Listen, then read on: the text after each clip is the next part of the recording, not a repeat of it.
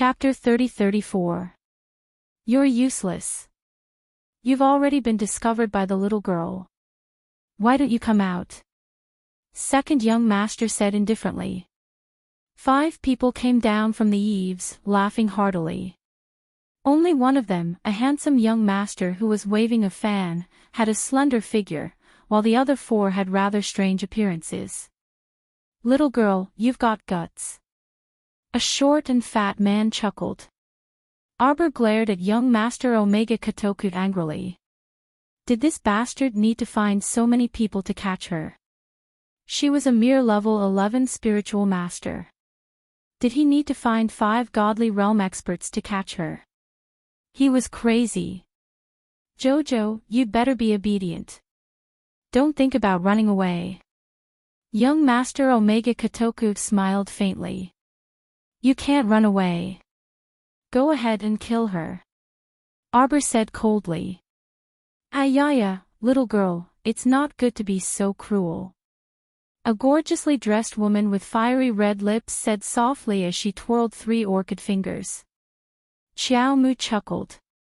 I can't even protect my own life, so why should I go to the trouble of worrying about other people? No one wants your life. Young Master Omega Kotoku's eyes darkened. Little girl, as long as you obediently leave with us, I can guarantee that second young master will definitely not touch these people. As that delicate and beautiful woman spoke, she threw a large coquettish glance at Lady Chow Chow. Lord Jojo felt his hair stand on end. Young Master Omega Kotoku glanced at her coldly. Do you think your eyes are unnecessary? That woman pouted and stomped her feet coquettishly.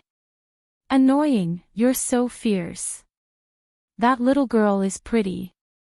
It's normal for me to take a few more glances. This time, even the Daoist friends beside her couldn't help but shudder. It was obvious how mushy this person's expression was when he spoke. Are you threatening me? Arbor looked at her coldly. How can this be a threat? The woman said in a delicate voice, in this little village, there are at least 200 people. What does that have to do with me? Arbor said coldly. When dealing with people, one should act according to one's ability. If it's just a small matter, I'll help if I can. If I have to sacrifice myself to help them, then forget it. I'm not the savior of the world. It's better to rely on the heavens than me. When the woman heard this, she was slightly stunned. She blinked her eyes and an expression of disbelief appeared on her face. Wow. Little girl, you're too interesting. Sister really likes you. Shameless bastard, don't talk to me. Second young master wanted to laugh. He curled his lips and said, looks like you won't get what you want, Jojo. There's no use stalling for time. Sir Omega Kotoku looked at her aloofly. Mo Lien and Duan, you really can't make it over in a short amount of time. Arbor rolled his eyes. The 6 of you against 1 is an unfair advantage. Despicable scoundrel, you want me to leave with you? Dream on. Sir Omega Kotoku raised a brow. That woman couldn't resist chuckling. Oh, beautiful little girl, then what do you want to do? How about we make a bet? She couldn't even open Paradise Planet right now, so she couldn't summon any helpers. She could only use her wits and not brute force against these people. If she took a gamble, she might still have a chance to escape. Second young master stared straight at her like this. When he saw her large, lively eyes darting back and forth, he felt as if his heart was lightly scratched by a soft feather. It was very itchy. He clearly knew that she was stalling for time and waiting for help, but he actually didn't really want to go against her. Chapter 30-35. Heh, little miss wants to fight one-on-one. The woman twisted her waist and winked at her. All right, then I'll play with you. Arbor glanced at him. We agreed to fight one-on-one. If you don't keep your word and gang up on me, what do you think? Everyone's mouth twitched. That short and fat wintermelon laughed heartily. Little miss, don't worry. We keep our word. Since we agreed to fight one-on-one, we naturally won't lie to you. Hearing that, Arbor nodded. All right then, come over a little. The little fellow hooked her little finger at that coquettish woman. Let's find a slightly more spacious place to fight. You can't run away. Young Master Omega Kotoku said indifferently. Who said I'm going to run? Arbor snorted coldly. Do I look like the kind of person who would run away before the fight even starts? That coquettish woman burst into laughter and nodded repeatedly. All right, all right, all right. Little miss, we'll fight however you want. So what if I win? That coquettish woman giggled. Arbor felt that the thick layer of powder on her face was about to fall off. If you really beat me, then I'll help you escape. Ling, young Master Omega Kotoku's face darkened as he looked at her warningly. That coquettish woman called Ling pursed her lips and rolled her long eyelashes. We're a group of adults. We can't just bully a little girl who's just reached marriageable age. The short and fat wintermelon waved the purple gold hammer in his hand and laughed heartily. Ling, don't go easy on me. Tisk, fatty, look at what you're saying. What do you mean by going easy on me? All right, enough with the nonsense. You, come here. Arbor impatiently interrupted him and hooked her finger at that coquettish woman again. All right, then I'm coming, little miss. That woman's face was all smiles. Her slender waist twisted slightly and she floated in front of Arbor. Arbor didn't say a word and took the lead to send a bunch of attack talismans flying over. Although the woman was smiling, she was already prepared. She raised her hand and made a circle, and a white light flowed past her eyes like water. Taking a closer look, he found that it was a soft sword that was glistening with water. A stream of condensed water spirit power covered the body of the sword, suddenly stirring up streams of water light, blocking most of the attacking talismans. The remaining ones exploded beside the woman, but they were instantly blocked by the divine armor that floated up from her body. A full set of godly armor. The short and fat wintermelon's pupils shrank slightly, and the dark light loomed in his eyes. Ling, this fellow, had only followed young master for less than half a month and had never revealed his strength in front of others. Normally, they would often hear the young master praising this person to be very outstanding, but they had never seen her fight with anyone. On the contrary, they were used to being disgusted by her every day. Unexpectedly, after seeing him today, he was indeed extraordinary. Oh my god, this guy's godly armor looks like it has already risen to the mystic grade. A small old man with a protruding mouth and monkey cheeks couldn't help but exclaim. He asked the short and fat wintermelon, Fatty, how old do you think this guy is? He should be around my age. The short and fat wintermelon carried his purple gold hammer and said. Everyone looked at each other in dismay. Then they looked at the woman in front of them who was holding 3 orchid fingers and couldn't help but shudder in disgust. Holy shit. As old as Fatty, then he has to be around 200 years old. Dressing up like a little girl all day long, this guy must be mentally abnormal.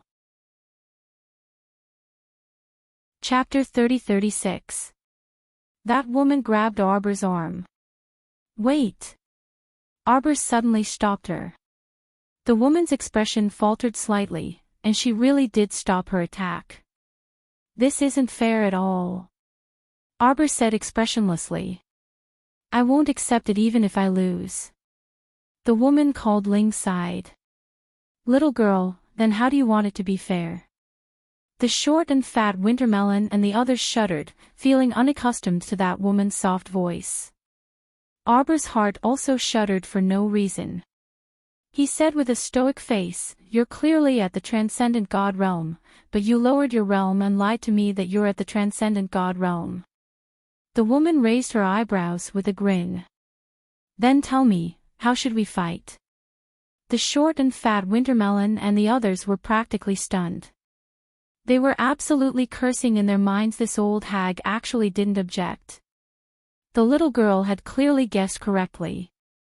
She was actually at the Transcendent God Realm. An old monster at the Transcendent God Realm. Ling.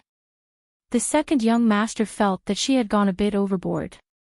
She should subdue the little girl as soon as possible instead of standing here and indulging this willful and reckless little girl. Ling blinked. It's fine, Xin, don't worry. The little girl can't run away. Xin, everyone shuddered in disgust again. The little stoic turned her head away in disdain. How about this, you punch me once, and I'll punch you once. We'll use 3 punches as the standard. Whoever leaves this circle first loses. Pfft, everyone couldn't resist sputtering with laughter. Seeing the little girl's glare, they involuntarily coughed and hastily held back their laughter. The little girl actually wanted to compete with Ling purely in strength. Wasn't this a joke? A little spiritual cultivator like you is the biggest joke in the world, competing in strength with a transcendent god realm. How much are you courting death? Courting death, little girl, I can't hurt you. Xin will kill me. Speak properly. Qin Axian couldn't bear it anymore and glared at her. So fierce. Ling pursed her lips and smiled sweetly at Arbor. Jojo, can't you be obedient? Stop talking nonsense. Can you beat me? The little fellow looked like she was jumping up and down, eager to give it a try. All right. I'll use 10% of my strength to fight you. Arbor chuckled, drew a big circle on the ground, and jumped in first. You first. Ling felt like laughing. He nodded and threw a punch. It was as if a gentle breeze had brushed past the little girl's face. The little girl had cast a double talisman on herself, and her small body did not move at all. When it was Jojo's turn, the little guy naturally activated a few speed and strength talismans and threw them all at Ling. Feather didn't pay attention at first, but he was pushed near the white line by the little girl twice in a row. What kind of messy talisman is this little girl opening? It seems rather strange. Are you still not going to use your strength? Jojo said coldly. If you don't use your strength, you're going to lose. As she spoke, she proudly placed another gravity talisman on herself and blinked. You can't push me away. Qin Xian's heart stirred, and her gaze fell on this little girl without blinking. Ling's eyes flashed and he chuckled. How naughty. Thus, he used 50% of his strength and swung it at the little girl's body. Qin Xian felt her heart shrink, as if something bad was going to happen. She was about to stop it. She saw that the power fell on the little girl. She spat out a mouthful of blood, and her figure flew out in an instant like a kite with a broken string. Halfway through, she nimbly flipped and escaped. Chapter 30-37. Little stoic face was so cunning. This thought flitted across everyone's minds. She had deliberately put all kinds of talismans on herself at the beginning to give people the illusion that they could not do anything to her if they did not have some skills.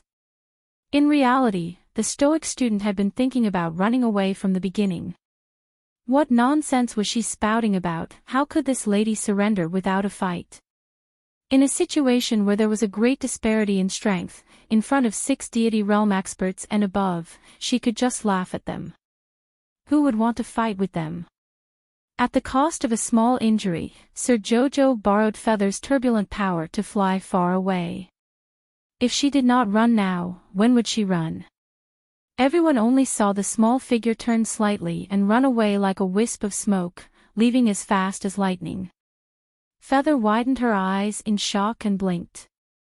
She could not help but exclaim, "Heavens! The little girl is too shameless. How could she deceive me like this?" Before Feather could finish her rambling, Sir Omega Kotoku glared fiercely at her. The second young master waved his sleeves and chased after her in the direction of Arbor, using his divine sense to lock onto her figure first. Everyone hurriedly chased after him, following the little guy's figure as he flew off. As Sir Jojo ran, she ate pills along the way and slapped all kinds of speed-increasing talismans on herself as if they were free. 1, 2, 3 Her speed increased bit by bit. She felt the strong wind blowing against her face, causing half of her face to hurt. Sir Jojo was so miserable. She did not cultivate normally, but she was really unlucky at the crucial moment. No. Lady Chow Chow could be considered to be diligent and hardworking normally, but this second Qin was a pervert to begin with, and he even brought along a bunch of old freaks. Sir Jojo instantly felt that she was so miserable that she was about to explode. This was not her fault at all. It was definitely because of bad luck. When one's luck was bad, it was useless to say anything. The little fellow's mind was filled with these ridiculous thoughts, but the speed at which he was running did not change. He ran all the way into the distance, constantly trying to see if he could sneak into Paradise Planet to hide. After a few failed attempts, Sir Jojo could not help but feel helpless. Qin Xian's cold voice sounded in his ears, "You can't escape. Why aren't you stopping?" "Bah! I'd be a fool if I stopped." Lord Xiqiao turned around to take a look, and her heart couldn't help but tremble. Damn, Omega Kotoku was getting closer and closer to her. Was this still too much? Arbor did not dare to be distracted. She ran all the way forward. Seeing that the terrain in front of her was getting higher and higher, she rushed forward without a care. It wasn't until he reached the edge of a cliff that his footsteps suddenly stopped. Even so, there were still several small pieces of gravel falling down from his feet. When he looked down, the fault was so deep that he couldn't see the bottom, he couldn't see the end of it. "Jojo, where do you think you're going?" Qin Xian's figure flashed and stood 5 steps away from her, looking at her indifferently. "Run, I'm running to death. This place is really not good. Why is it still in the no-fly zone?" The short and fat winter melon caught up with her, panting. "Miss Chiao, you should stop. You can't run away." What a joke. Second young master had already locked her divine sense. Where else could she run to? Lady Jojo turned her head and coldly glanced at Qin Xian, a trace of a sneer appearing at the corner of her mouth. Chapter 30-38. At this moment, Qin Xian's heart skipped a beat, as if it was being ruthlessly torn apart by a ruthless palm. She felt extremely uneasy. "Wait a minute." Qin Xian blurted out. The little fellow jumped down the fault without any explanation. Her swift and resolute manner of wanting to get rid of him instantly pierced the second young master's broken heart. She would rather die than stay by his side. It was as if that tattered little figure appeared in front of his eyes, wriggling with all her might. Even if she could not walk, she still wanted to escape far away. It was clearly not like this before. Why did the two of them end up in such a laughable state by a freak combination of factors? The Omega Kotoku's eyes instantly turned malicious. The dark green luster in the depths of his eyes rose and fell, dark and treacherous. Ling ran over as well. Seeing this, he could not help but cover his mouth and exclaim, "Ah, the little girl's temper is so fierce." The second young master ignored him and jumped down the fault as well. Ling and the others were also stunned. They did not expect the second young master to jump down with the little girl. They hesitated for only a second before jumping down as well. The fault was very high from the ground below. When they jumped down, it was as if they had fallen into a bottomless pit. They were mercilessly pulled down by a suction force. "We've been tricked." The Omega Kotoku was pulled down halfway by the suction force. He immediately reacted. Frowning slightly, he tried his best to break free from the suction force below the fault and float up. It was a pity that the area around Du Chunjiang was restricted from flying. As soon as he had a thought, he floated up into the air and saw a layer of thunderclouds floating in the sky. Then, without any explanation, it struck towards his head. It really was very effective. At the same time, Arbor, who had used a black-level invisibility purple talisman to hang at the bottom of the cliff, slowly revealed herself. She released a wisp of wood essence from her fingers, which grew into a vine and flung it towards the top of the cliff. She took the opportunity to climb up and stood on the edge of the cliff. She looked down coldly. Just now, it was actually just a smokescreen. Why would she disregard her own life and foolishly jump down when she could not float? Under normal circumstances, Omega Kotoku would never fall for this trick. After all, he still had her divine sense locked, so how could he fall for her petty tricks? It was obvious that his mind was in chaos and he had lost his usual calm judgment. But why was it like this? Who would follow their pet to the grave when it died? This is not normal. Lady Qiao Qiao frowned slightly. Then, she turned and ran toward Du Chunjiang. As long as she jumped into the water, with her inhuman speed in the water, even if the Omega Kotoku had a spiritual weapon, it would be impossible for him to catch up with her. Qiao Mu calculated in her mind before running in Du Chunjiang's direction. Calculating the time, Mo Lien and the others should be arriving soon. At this moment, thunder continued to rumble in the Du Chun River. An afterimage of a ghost face appeared between the lightning layers. Like a tornado, it swooped down from above. It landed on the surface of the water with a loud boom, enveloping the area within a radius of several miles. This layer of golden light was so dazzling that Prince Mo and the others could not help narrowing their eyes. After Jojo was swept away by the current, Mo Lien, Duan Yu, and Mu Xingchen took the lead in chasing after him. They chased after Jojo's aura, but a wave of zombie crocodiles appeared midway and blindly bit at them. After dealing with this wave, they were soon trapped by the Golden Light Formation. Chapter 3039. Upon closer inspection, this golden light was originally a confinement formation made up of 128 jade talismans. After the talisman array suddenly enveloped them, the light of thunder and lightning began to sizzle within its range. Boom! Coupled with the lightning bolts that came crashing down from the thunderstorm outside, the lightning bolts inside this confinement formation sizzled chaotically and hacked at the three of them. Mo Lien swept away a wave of lightning with a wave of her sleeve, and her expression darkened. This small confinement formation's layout was very exquisite. Normally, there would always be a time when the talisman energy inside the formation was depleted, and the lightning would naturally disappear. But it was different now.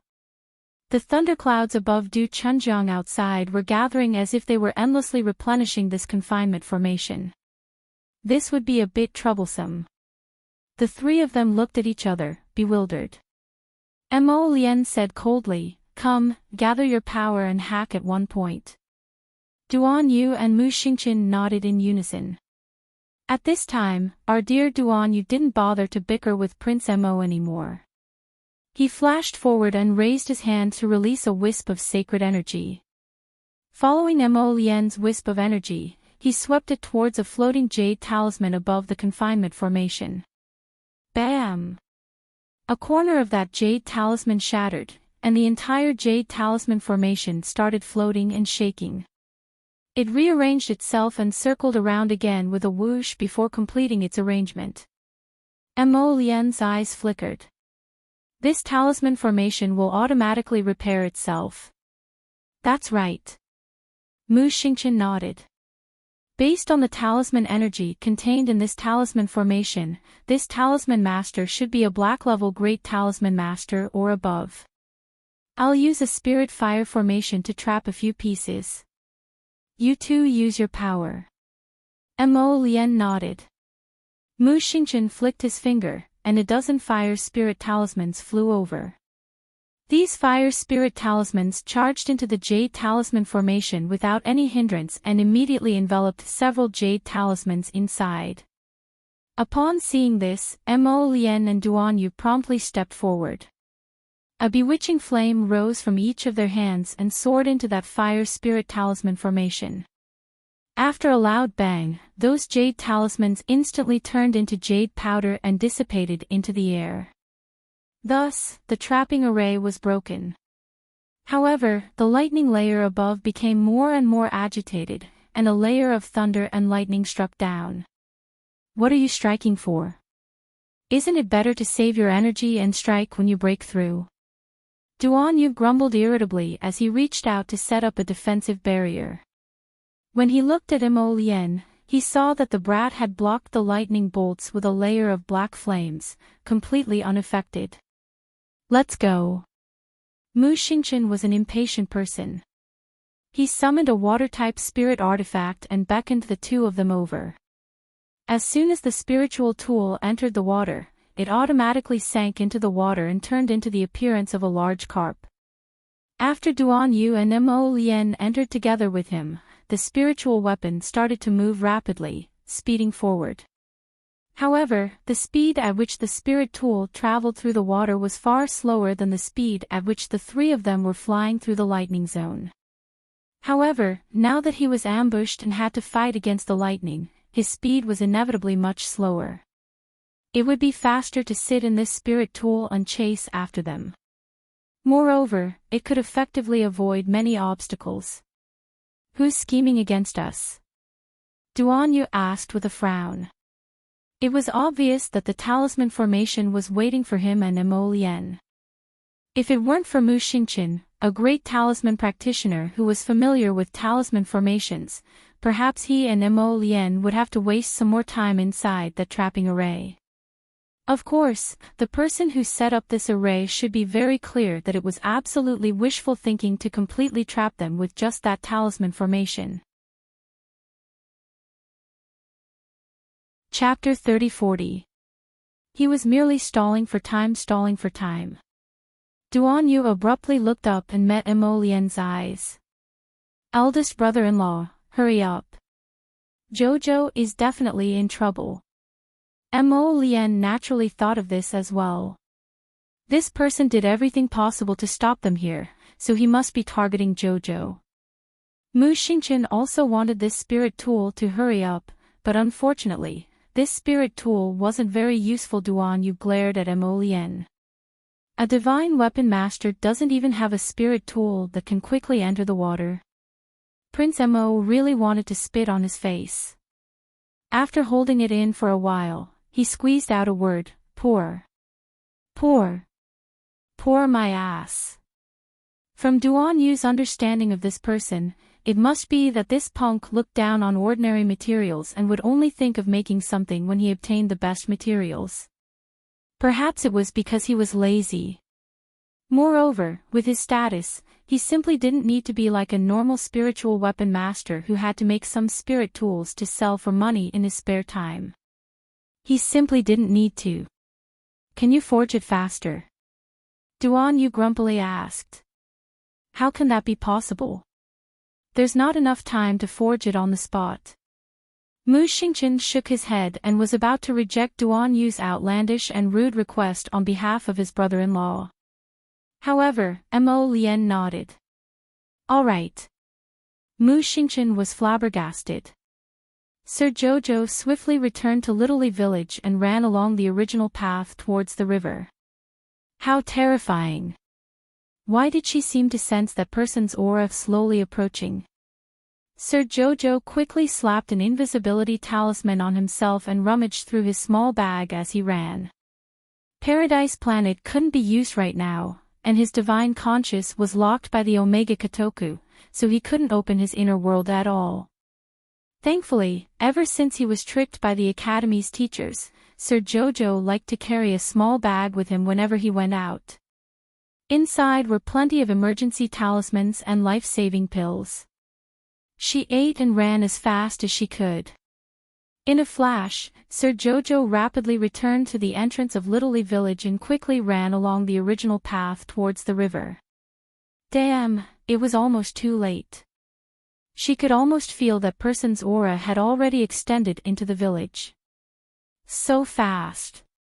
She chewed on a pill in her small mouth and rummaged through her bag. She remembered that 2 days ago, when the 9th Jade Talisman of the Golden Talisman Jade Tome opened, an Earth-level demonstration talisman with spirituality floated down. She had probably stuffed it into her bag as a backup. Hurry up and search, got it. Ever since Arbor opened the 9th Talisman of the Golden Talisman Jade Tome, he hadn't had the time to study it properly. She had only looked at this demonstration talisman a few times and had never drawn it. After memorizing it a few times, Jojo made up his mind and slapped the talisman onto himself. Chi Naxian's figure instantly appeared at the entrance of Littlely Village. She looked around and her cold gaze swept across the few pedestrians at the entrance of the village. He could clearly feel Jojo's aura just now. How did he disappear in an instant? Axian, the little girl can't have run too far. Ling chased after her all the way. He stopped in his tracks and blinked. Why has his aura disappeared?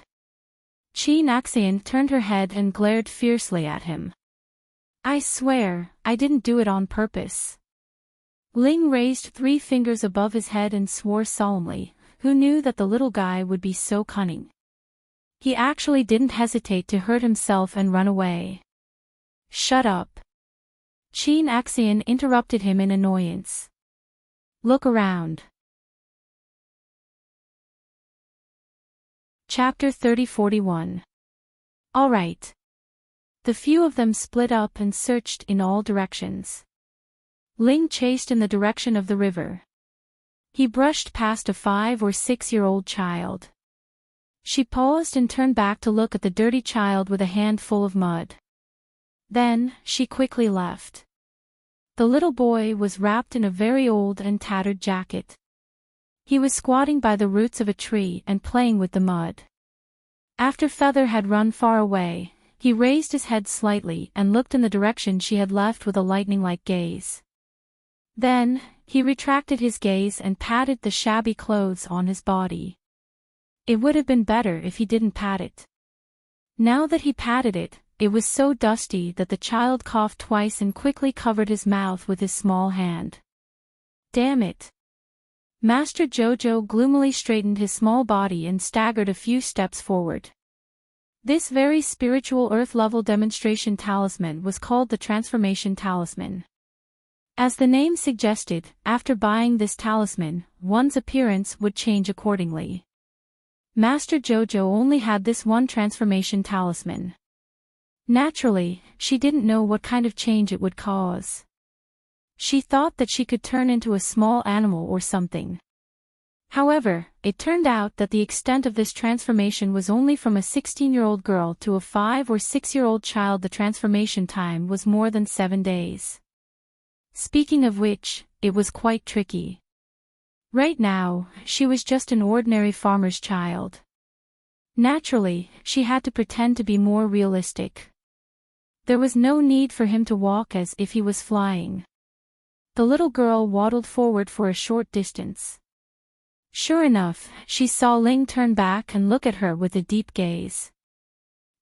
Don't think that Master Jojo is a fool. He doesn't know that you are hiding in the dark to watch the real person. She had picked up this dirty and tattered cotton-padded jacket from someone's drying rack. It fit her perfectly. Her disguise was so perfect that Ling, who had only seen her once or twice in his life, would definitely not be able to recognize her. Even if her parents were standing in front of her, they might not be able to recognize her. You want to recognize Lord Xiao Xiao's identity with your bear-like appearance? Pfft. Ling secretly laughed at his own suspicions. Then, he turned and searched in the direction of the river. Arbor heaved a sigh of relief, but his slender eyebrows furrowed. With Ling's interference, she couldn't even sneak to Du Chuanjiang's side. Forget it, I'll find a safe place to stay first. Omega Kotoku and his men searched the vicinity of the village. When they reunited, there was a hint of hesitation in their eyes. She can't run that fast. Could he have jumped into the river again? The short and fat man asked as he swung his purple golden hammer. This little girl had a fiery temper. Rather than being caught by them, she might as well jump into the river herself. There's no sign of her at all by the river. Ling Yao cast a seductive glance at the short and fat winter melon. The short winter melon immediately quivered and shut his mouth. Did you see anyone along the way? Speaking of which, I didn't see many people. You guys saw it just now. Under that tree, there was a little brat playing with mud. Ling suddenly stopped talking and looked at Omega Kotoku in astonishment. That's not right. When we used our divine sense to lock this area, it seemed that there was no sign of this brat. Let's go and find her. Omega Kotoku reacted and led his men back to the village. How many times could a group of adults be deceived by a little girl who was neither too young nor too young? Chapter 30-42. I knew there was something strange about this little brat. Feather stomped her feet and exclaimed, to think that I took a few more glances at her.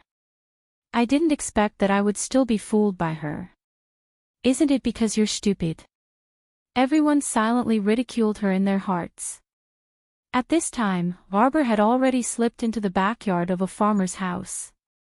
She took a boy's clothes and casually tidied herself up. She glanced at herself a few times in the water tank and hurriedly tidied her hair a little. She looked at herself worriedly and thought to herself, although my body has become smaller, I should still be able to recognize her if I look closely at her little face. The little fellow took out a herb from a small bag hidden in her cotton-padded jacket. She squeezed the juice from the root onto her palm and smeared it on her face for a while. Then, she ran to the water tank and looked at her reflection. She was so ugly that she almost cried. Her entire little face had an abnormal yellowish color, as if she had a layer of yellow paint. Even she felt disgusted looking at herself. If she walked out like this, she was sure that no one would recognize her. Not to mention, with her current appearance, even her own mother wouldn't be able to recognize her, let alone Omega Kotoku. She confidently walked out of the small courtyard and coincidentally bumped into Feather, who was searching for her. The little fellow walked past her expressionlessly, her footsteps a little unsteady. Although her face didn't show any expression, her heart was a little broken. Why was she always meeting this annoying fellow everywhere? The two of them walked past each other, the little fellow stumbling. Feather suddenly turned around and smiled at her back. She called out sweetly, Jojo. Jojo, Sama's expression didn't change and his heart didn't skip a beat. He turned a deaf ear and pattered over. When she looked up, her mood was even more broken. Omega Kotoku and the guy with the purple golden hammer had actually followed her and were walking towards her. Jojo, Sama ran over expressionlessly. She believed that with such a sallow face, even her lotus wouldn't be able to recognize her. Not to mention Omega Kotoku. As long as Jojo, Sama didn't say anything, who would know that this miniature version of a short winter melon was Jojo, Sama? Jojo, Omega Kotoku's voice was actually very magnetic and had a hint of affection. It was quite pleasing to the ear. However, when Jojo heard this, she only felt a chill run down her spine, making her hair stand on end. Impossible. There was no way this guy would recognize her. The little fellow took large strides and calmly walked towards the direction of Du Chunjiang at the village entrance. Stop pretending. Omega Kotoku's voice came from behind her head. Even if Jojo turns into ashes, I'll still recognize him. Arbor, he must be tricking her. If she didn't calm down now, she would definitely be caught red-handed. Jojo, Sama had absolute confidence.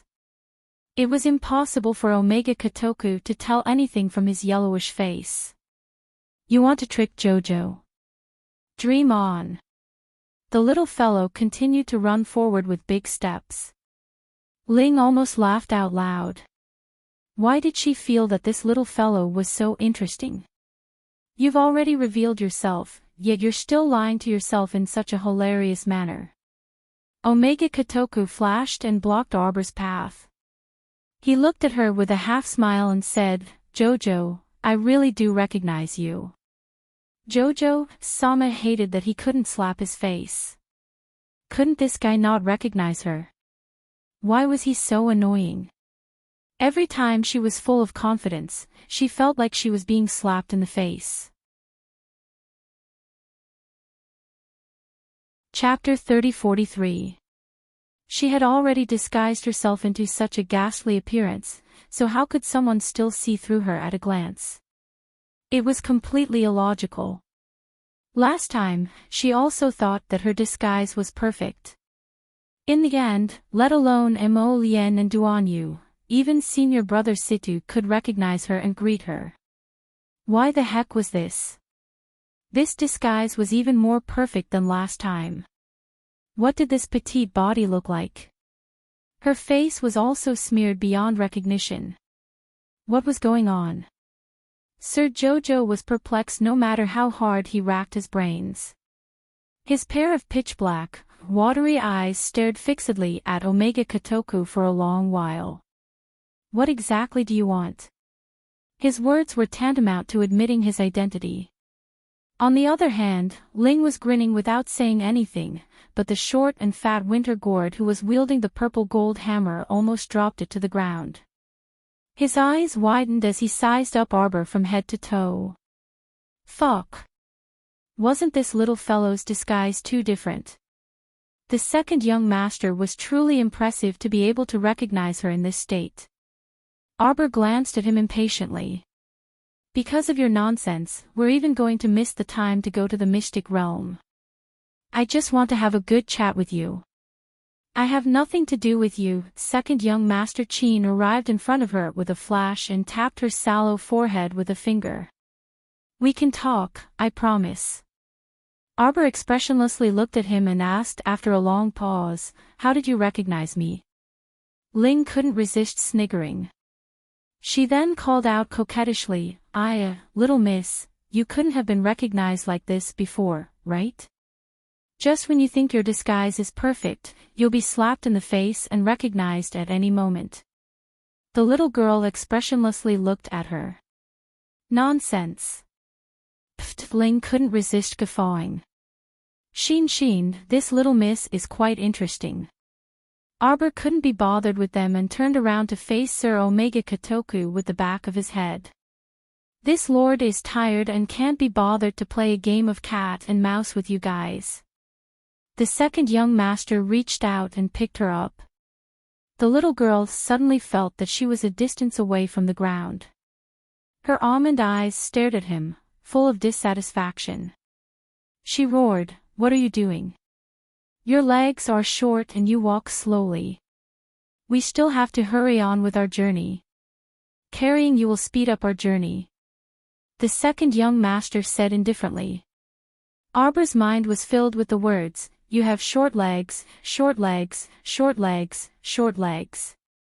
On the second young master's face, you couldn't see any charming expression. It was definitely the face of a gentleman. Your legs are short. This young master will help you. Pft, ha ha ha ha ha. Ling's unbridled laughter filled the entire village. She lowered her head to look at his legs and chuckled expressionlessly. Let me ask you. If I don't walk out by myself, what are you going to do? Arbor asked indifferently as he looked at the second young master who was only an inch away from him with a pair of cold eyes. Don't you know? Beast! Sir Jojo cursed in his heart. He stretched out his little hand and said impatiently, "Give it to me." The second young master glanced at her and placed the storage talisman that he snatched away earlier on in her palm. Shin, you and the little miss have such chemistry. Chemistry my ass. Sir Omega Kotoku and Sir Jojo said at the same time. However, the words they said were naturally different. Little miss, why are you so fierce to Shinshin? He's a very nice person. Ling blinked. Chapter 30-44. The little girl naturally responded with an expressionless chuckle. In Ling's eyes, anyone could be considered a good person. A pervert like Omega Kotoku was actually a good person in her eyes. Jojo couldn't understand. However, the little fellow didn't know that her signature expressionless chuckle was simply adorable. You have to swear that you won't touch a single blade of grass or tree here. Arbor said coldly. Chin Axion lowered her head to look at her and nodded without saying a word. Finally, after Zither Gongzi finished writing the oath, Lord Jojo put the oath away and looked at him expressionlessly. Jojo's heart softened. Second Gongzi reached out and patted her little head. Arbor snorted and tilted her head to avoid his hand. Don't be so careless. Ling almost laughed out loud. His eyes wandered around her body playfully. With your small body, it's impossible for anyone to have the thought of being careless. Jojo turned her head and tightly pursed her little mouth. She didn't say anything. Jojo can't even be bothered to talk to you. Speaking of which, although this village was small, there were still hundreds of families. If they were all buried in Chin Xion's hands, it would naturally be a great injustice. The main thing was, why should she bear the infamy of being the main culprit? Most people were extremely ignorant. When the time came, she would definitely be accused of being a femme fatale. One person would spread to 10, and 10 would spread to 100. Who knew what would happen in the end? When that time came, it wouldn't just be rumors of her being arrogant and despotic in the small imperial capital. She would be able to stop them at any time. Although she didn't care that much about her reputation, who would want to be secretly cursed behind her back wherever she went? It was better to put an end to these troublesome matters as soon as possible. Jojo. Second Gongzi reached out and gently tucked a strand of hair on her cheek behind her ear. You must think that it wouldn't be difficult to trick me into writing the oath and then escape, right? Arbor looked ahead expressionlessly. She couldn't be bothered to look at his face. You don't have a chance. Jojo-sama was furious. She was indeed harboring such thoughts, but she had long predicted that her actions would be seen through. But don't say it out loud. It really made Jojo angry. You think you're the smart one? You think you're the only one who knows how to cause trouble? Can you stop threatening me with those random people I don't even know? Okay, I won't do it again. Mr. Omega Kotoku's voice was gentle. For a moment, Arbor thought he was hallucinating. What? He said okay. He actually agreed. Shouldn't he have said, stop dreaming? If you dare to run away again, I'll find a random city and use the lives of all the people in the city to threaten you. Jojo chuckled. I won't lie to you. Chin Axion said softly, as long as you don't act like a hedgehog when you see me and talk to me about everything, I'll do anything for you in the future, okay? Don't think that I don't know that you're trying to coax me like you're coaxing a pet. I don't believe you. Xiao Mu's beady black eyes swiveled around. My lotus is about to catch up. Mr. Omega Kotoku couldn't help but sneer. Not so fast. Once my Ren is here, you're dead. Jojo-sama said expressionlessly. Don't blame me for not reminding you. Wait for me to get help. Mr. Omega Kotoku suddenly moved closer to her. His jade-like handsome face gradually enlarged in front of her. Chapter 30-45. Sir Jojo instantly shut up and retreated vigilantly. This scoundrel actually dared to come so close. Did he want to die? The little fellow glared with her pitch-black eyes and angrily said, "What are you doing? What are you doing? If you keep blabbering on and on, I'll use my own method to shut you up." Arbor! Exclamation point. No one had ever dared to be so impudent to this darling. Jojo, the little emperor, was blabbering on and on. This fellow really wanted to die. The little emperor glared at him a couple of times, glaring back. Then, he retracted his gaze and turned his little head away. They quickly left the village and headed in the direction of the Red River Canyon. On the other hand, Arbor was rather taken aback and felt a bit strange. It seemed that this Omega Kotoku was still heading in the direction of the shrine. But if he wanted to forcefully take her away, shouldn't he have found a better route? Since they were heading in the direction of the Red River Canyon, then Prince Mo and the others would catch up sooner or later. She didn't know where her Lien went, nor did she know what Sapling and the others were up to. It didn't look like it was because the spirit realm was advancing, so why couldn't she contact Sapling no matter what she did? Don't worry, Mo, Lien and Duan, you won't catch up that quickly. Don't worry my ass. Arbor grumpily thought. Because flying was prohibited, Omega Kotoku and the others could only use their divine power to increase their speed. They arrived at the entrance of the Red River Canyon in the evening. Arbor strongly requested a certain someone to put her down and climbed up a boulder that was half the height of a person. Looking down from here, they could see a deep V-shaped valley that stretched far ahead with no end in sight. The crimson rock walls were tall and dangerous, with ancient vines winding around them. They could see the afterglow of the setting sun shining at the end of the narrow path in the distance. They were standing on higher ground. If they wanted to pass through the Red River Canyon, they first had to descend from the top of this cliff. In the past, floating in the air was no problem at all, but now Jojo-sama looked at Omega Kotoku with an expressionless face. Where is the temple? It's said to be at the end of the Red River Canyon. Second young master lowered his head to look at her, and asked gently, Jojo, aren't you going to change back? With your short stature, it's not convenient for you to go down. Do you think I'm a monster? Could he transform just like that? Arbor had a cold expression that said, I don't understand what you're talking about. He turned his head and a vine drilled out of his wrist and climbed along the rock wall. I'll go first. Everyone was speechless. With your small arms and legs, by the time you reach the bottom of the cliff, the sky will probably be dark and bright again. Mr. Jojo glanced at them. Before he could take a step forward, his arm was grabbed by the second young master. Don't mess around. Chin Axian looked at her helplessly. I'll carry you. Get lost. Was he, Jojo, a loser who needed someone to carry him?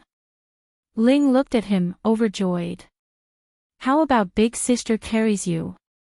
Jojo-sama looked down at his small arms and legs, and nodded reluctantly. All right then. Seeing that you're a girl, I'll tolerate it.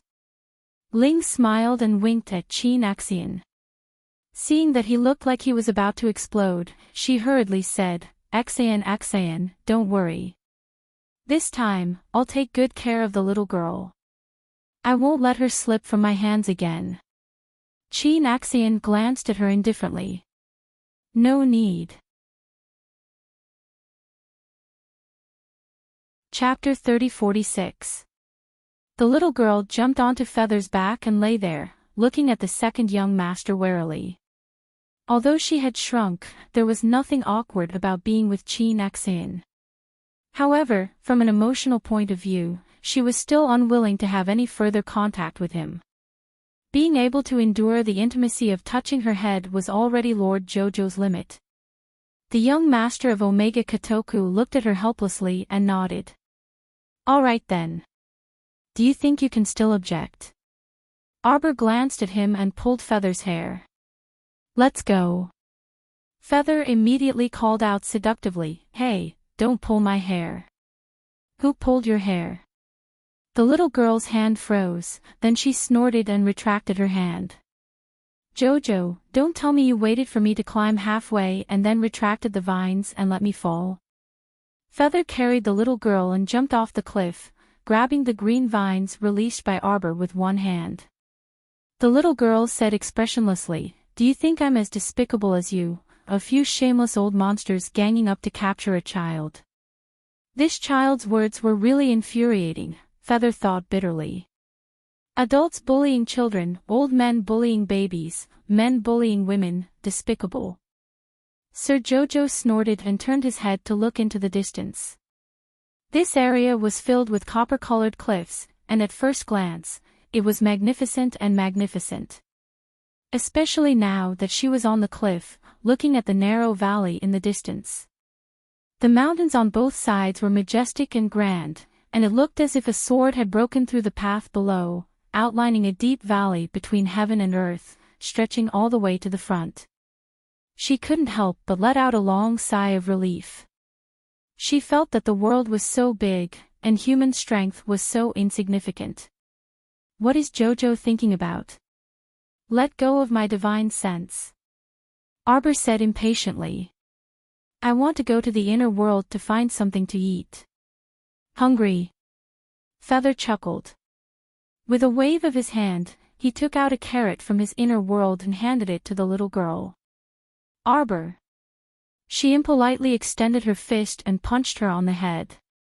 This old monster was actually feeding her with carrots. Was Jojo a rabbit? Even a rabbit could bite when it was anxious. Violence, Ling muttered. As he spoke, he had already climbed down the cliff. As soon as her feet touched the ground, she felt the weight on her back lighten. Turning her head, she saw the Omega Kotoku hurriedly reach out and pull the little girl down from her back, carrying her to the side. Let go. The little fellow stomped its short legs and roared in annoyance. Impudent fellow, you actually dared to grab Lord Chow Chow, who gave you the guts? Second young master put her down and stroked her little head. It's already late. Let's go to the cave abode ahead to rest for the night. We'll leave when the sun rises. Arbor looked at him in confusion. What a strange fellow. He actually dared to stop. Was he waiting for her lotus? Don't worry. With Mo Lian's IQ, it will take at least a day and a half for them to get here. She wanted to slap him. Arbor said angrily with a cold face, what exactly did you do? Do you want to know? Omega Kotoku lowered his head and glanced at her. He waved his hand and said, come with me. It wasn't that she really wanted to follow him. It was just that after a day of being in the water, jumping off a cliff, and running for so long, Xiaomu also looked a little tired. Since Omega Kotoku said that he wanted to rest for the night, then so be it. Chapter 3047. I'll let her rest for the night and find a chance to escape tomorrow. With that thought in mind, Lady Chow Chow walked into a cave near the cliff. Wait a minute. Second young Master Qin lifted her up, causing a certain someone to fly up and kick him in anger. There was now another footprint on her light-colored robe. Second Sir didn't take it to heart. He turned his head and nodded to a tall and thin man beside him. That person immediately understood and stepped into the cave. Soon, they heard the hissing and roaring of snakes.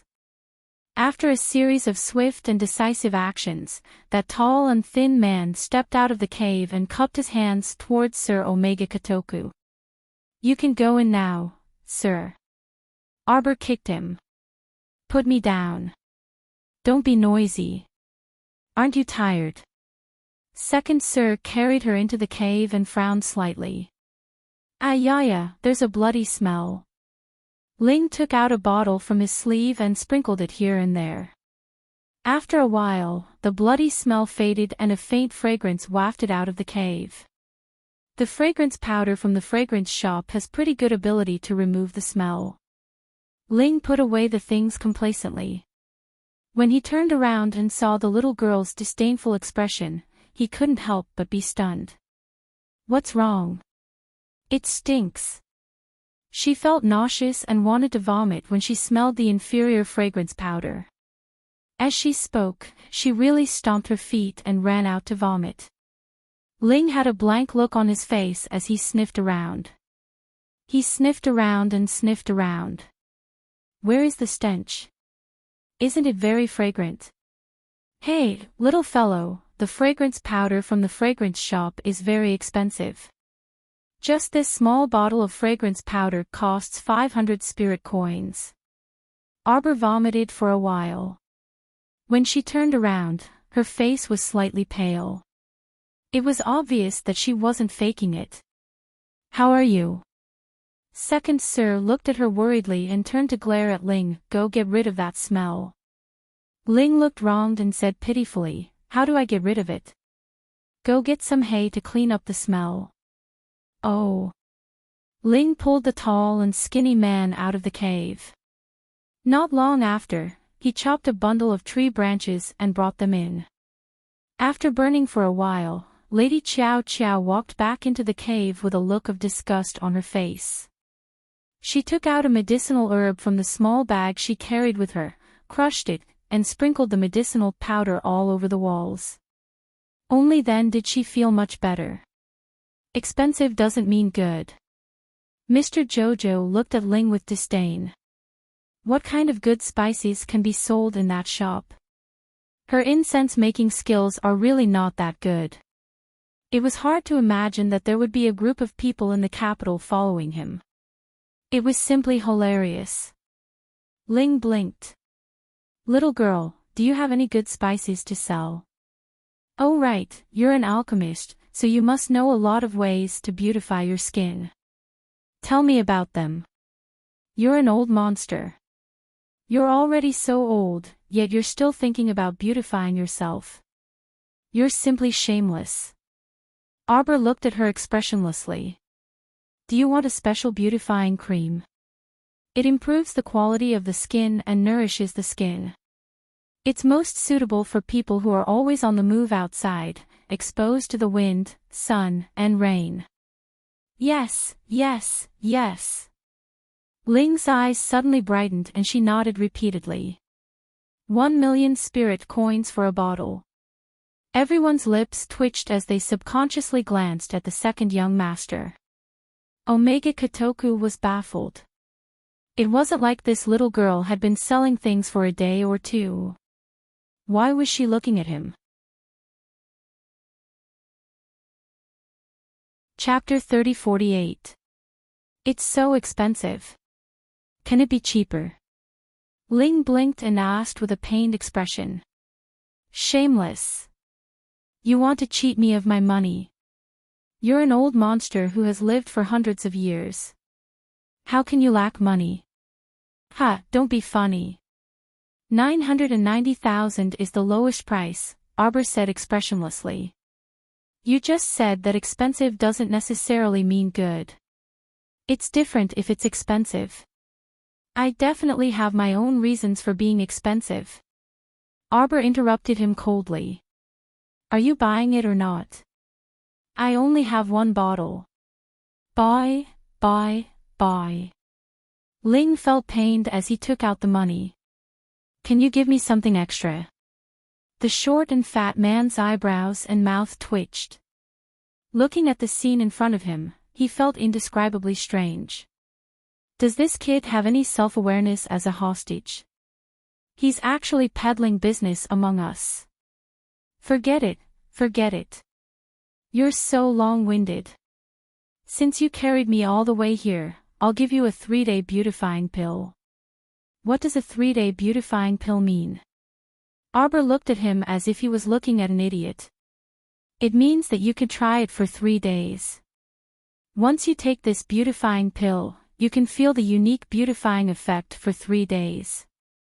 After 3 days, you'll return to your original appearance. You can buy a permanent beautifying pill for 2,000,000 spirit coins. Everyone was speechless.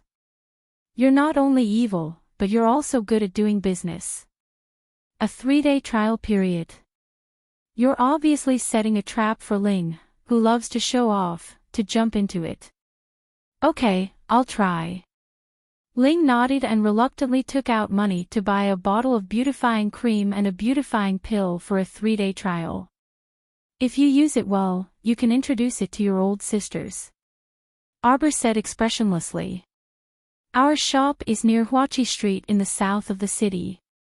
It's called Heavenly Pill House. You can go there and take a look when you have time. This time, even Ling couldn't help but twitch his mouth and look at Arbor, not knowing whether to laugh or cry. What the hell is an old sister and old sister? Okay, let's go to sleep. Arbor was exhausted after a long day. He stretched out his small hand in front of the Omega Kotoku. Betting. This group of people had sealed her divine sense and prevented her from using her inner world. Apart from the few things she could use in her small pouch, she couldn't take out anything else. Aren't you hungry? Mr. Omega Kotoku raised his hand and patted her head.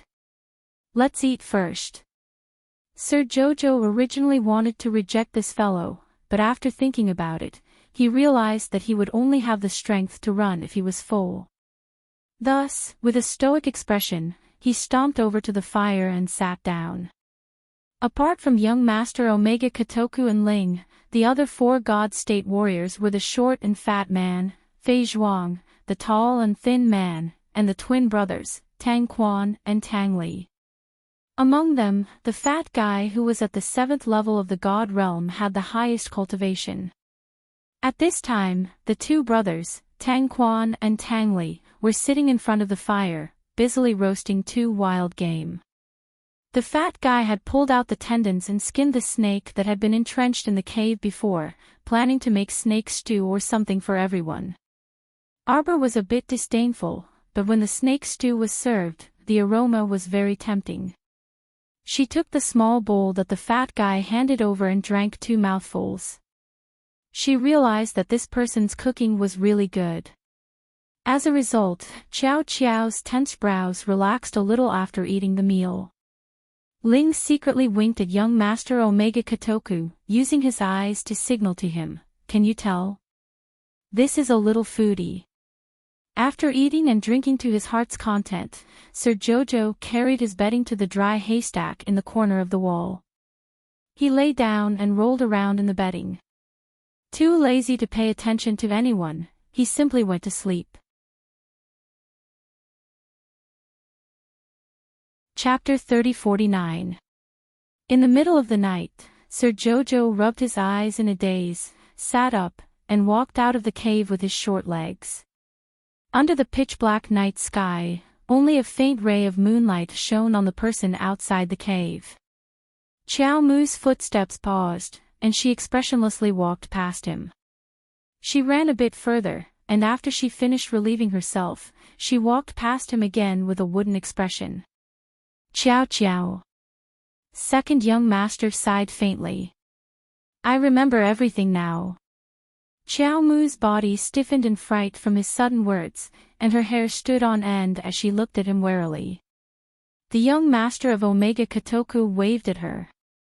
Seeing that she was still 18 steps away from him and didn't want to come over at all, he walked to her side, pulled her hand, and sat down on a stone stool. "Do you remember too?" Sir Jojo had a strange expression that said, "I don't understand what you're talking about." She sized him up from head to toe. "I remember everything. About you. Although some of my memories are still blurry, I can piece together a lot of information when I string them together. Stop pretending." He glanced at her. "You recognized me the moment you saw me at the entrance of Seikong Planet's Qin estate." Jojo looked at him coldly. After a while, he squeezed out a few words from between his teeth. "Nonsense. Is it really nonsense?" He flipped his hand, and a small person dressed in bright red walked around in his palm. Although the figure was very faint, the facial features were especially clear. Arbor had goosebumps all over when she saw it, and she almost jumped up from the stone stool. She reached out to grab the figure. What is this? This is half of your soul. Has your soul been very unstable ever since you reincarnated? That's because your soul self-destructed in your previous life. Arbor's pupils contracted. She was dazed for a while before she couldn't help but ask, how did you know? This is just my deduction and guess. Actually, my memories of this period are also very vague. Omega Kotoku stared at her intently, his fingers twitching slightly. Finally, he couldn't help but rub her temples. Jojo, you're back. Shouldn't we let bygones be bygones? Think about how grateful you were to me when I carried you out of the tunnel. If it wasn't for that woman from the Sure family, we would have been married and even, why are there so many ifs? Arbor reached out to grab the wisp of soul in his palm. There are no ifs. There will never be ifs. She thought that Chin Axian wouldn't give it to her so easily, but unexpectedly, he didn't stop her. Instead, he silently watched her take back the broken shadow soul body. With such a bad personality, you deserve to be single your whole life. Jojo snorted. How many other soul remembrance like this do I have outside? Chin Axian couldn't help but laugh. This is your soul remembrance, you should know best. But she didn't remember anything. Lord Jojo glanced at him unhappily, thinking, how could he not know about it? She subconsciously pulled out the crescent-shaped jade pendant hanging around her neck.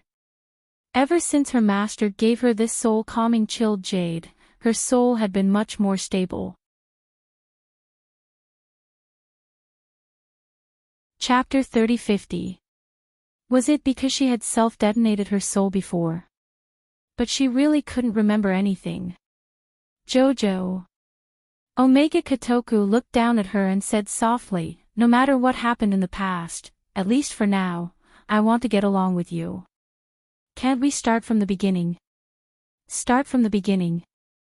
Arbor's gaze wavered slightly, and he thought, it's easy to start from the beginning, but many things can never return to the way they were in the beginning. Firstly, the mood is completely different, and secondly, the people I see, hear, and meet are also completely different. This is the so-called things remain the same, but people change. Oh oh oh. Oh oh. Suddenly, a burst of ghostly wails and howls came from all directions. Xiao Mu looked up and saw men and women dressed in native attire sliding down the mountain wall one after another like agile monkeys. They held weapons in their hands as they yelled crazily. In the blink of an eye, the two of them were surrounded in the middle. Sir Jojo looked at these monkey-like natives expressionlessly and didn't say anything. She was just a child at the moment, and if anything happened, the adults would take the blame. Chin Axian frowned. This area should be the territory of the Red River tribe, but looking at the attire of these natives, they clearly looked like aliens and weren't from the Red River tribe. Oh oh oh oh. Hundreds of natives surrounded the two of them, and the commotion was so big that it drew Ling and the others out of the cave. If you don't want to die, scram, Chin Axian said coldly. Xiao Mu was at a loss for words as those natives waved their hands and feet in front of them. Ooh. Ah. Ah. Who are you people? Ling touched his handsome little face and shouted angrily, why did you come to disturb my sleep in the middle of the night? Oh oh wow wow, oh oh oh. A woman who looked like the leader of the natives revealed her black belly and held a cane in her hand. The moment she raised it high, all the voices disappeared in succession. The woman who looked like the leader pondered for a while and suddenly said word by word in stiff imperial capital language, this mountain is mine. This tree was planted by me. The corners of Ling's mouth twitched. His head was shrouded in black fog. He raised his eyes and glanced at the second young master's darkened face through the crowd. At this moment, the native female leader had already read out the words leave behind the toll. Suddenly, in the middle of the crowd, in the void, a circular vortex suddenly appeared, as if an endless stream of air was being sucked into it. The few natives were caught off guard for a moment. Their faces were slightly pale as they stabilized their bodies. They were almost pulled over by the airflow. The Aborigine leader was shocked and quickly knelt down with his clansmen. As he kowtowed, he muttered some words that no one could understand. In the void vortex, a long strand of black hair suddenly brushed out, followed by a slender hand that reached out and grabbed the edge of the void, pulling it slightly to the left and right. Half of her body peeked out from the hole. Under the night sky, there was a hint of coldness and seduction. Prince Mo's cold gaze fell on everyone present. His pair of cold eyes stared coldly at Chin Axian. So it's you who is playing tricks. Although the young master of Omega Kotoku didn't show it on his face, he was very shocked on the inside. Not for anything else, but Mo Lien's method of tearing open the void and suddenly appearing was really shocking. Chapter 3051. Prince Mo leaped out of the tear in the void. This was clearly a bit frightening. For a moment, everyone was caught off guard and did not react. They stared at him in a daze. Lady Xiqiao's eyes lit up slightly. She stretched out two small hands eagerly, but then she lowered her head and looked at herself in distress. He was so small and his body was like a little bean sprout. Mo Lien appeared in front of Sir Jojo in a flash. She reached out and picked him up. Her eyes were full of confusion. Jojo, how did they do this to you? This was not caused by anyone else. It was Lady Qiao Qiao who had dug a hole for herself and willingly jumped into it. But would Sir Jojo tell him? No. Bang! A strange-looking spiritual weapon that looked like a big-headed carp flew out of the tear in the void and landed on the ground with two thuds. Soon, a white figure flashed out of it. His body swayed a little and then he stood aside with narrowed eyes. Then, Mu Xingqian used his speed to escape from the big carp spirit weapon. He rushed to the side of a tree, leaned against the tree, and started vomiting. Big brother, what's wrong? Sir Jojo looked at Mo Lien in confusion. It's nothing. He's probably dizzy and wants to vomit.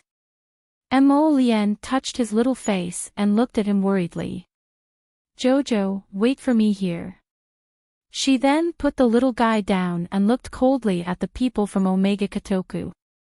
A bundle of black fire instantly lit up in his hand, and Mo Lien arrived beside Second Chin and the others in the blink of an eye, making a move without saying a word.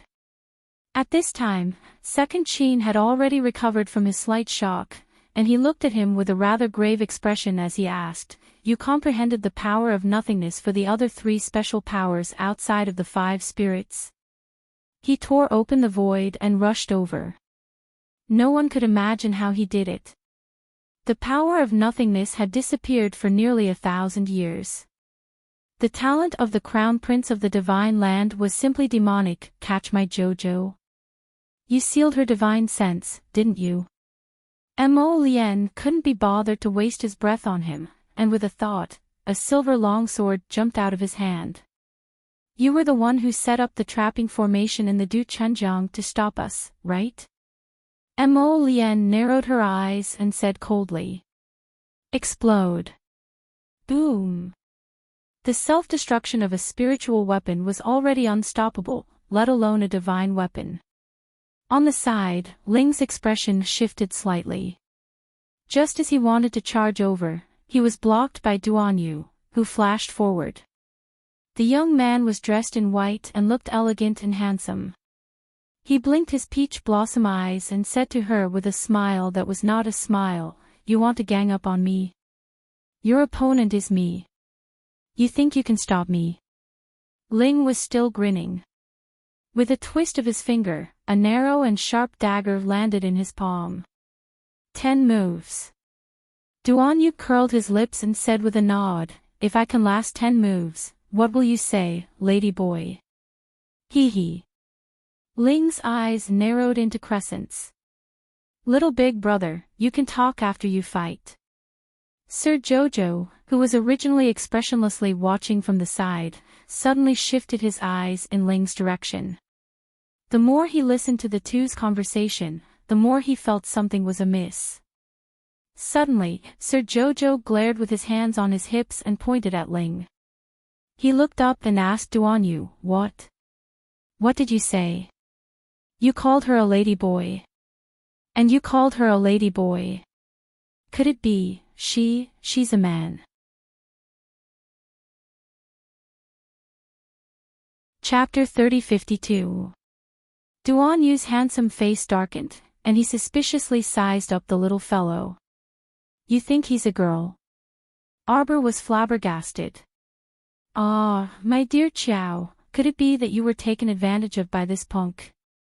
No, the little fellow expressionlessly replied. Duanyu abruptly burst into laughter and looked her up and down, his gaze involuntarily revealing a hint of mockery. That's true. How could someone take advantage of you with your childish appearance? Xiao Qiao's face was expressionless, her wooden face was expressionless. Don't think that your freaking laughter can cover up your amused expression. Then can you tell me why you became like this? As Duanyu spoke, he had already pulled out his handy raven bone fan and flew it towards Feather. Do you think I'll tell you? Ha ha. Sir Jojo pursed his lips and didn't say a word. Clang clang. Two crisp sounds clashed, and a faint trace of hesitation involuntarily slipped through Feather's eyes. This punk in front of him looked like he was at the God Realm, but the power he contained was far above the God Realm. There wasn't much of a difference between him and him. What was going on? Could it be that this punk also used an aura-concealing talisman or something similar and used a smokescreen to lower his cultivation realm? When Fei Zhuang and the twin brothers, Tang Quan and Tang Li, saw this, they were about to fly over when the surrounding natives started making a ruckus again. A native elderly walked up and suddenly prostrated himself on the ground. Tears streamed down his face as he whimpered about something unknown. This elderly man spoke a string of words, but Sir Jojo expressed that he didn't understand a single word. Tang Quan and Tang Li's path was blocked by several hundred natives and couldn't pass at all.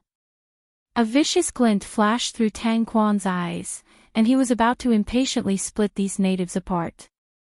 Unexpectedly, Mo Lien, who was fighting with the young master Omega Kotoku, turned around and mumbled something to that native elderly man.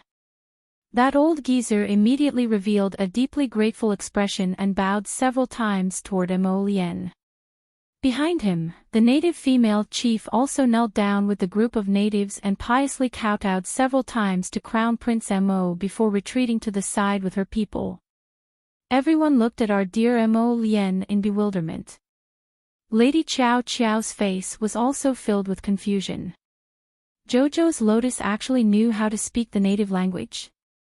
Who knew what he was babbling about earlier, but those natives' expressions when they looked at him were all very reverent, practically worshipping him as a god. Right now, Mo Lien didn't have the time to explain too much to other people.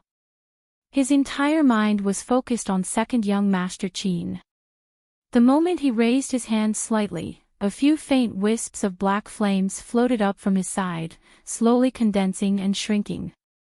The black flames were like blooming ink-colored lotuses, floating around his body, and very quickly, they bloomed in clusters.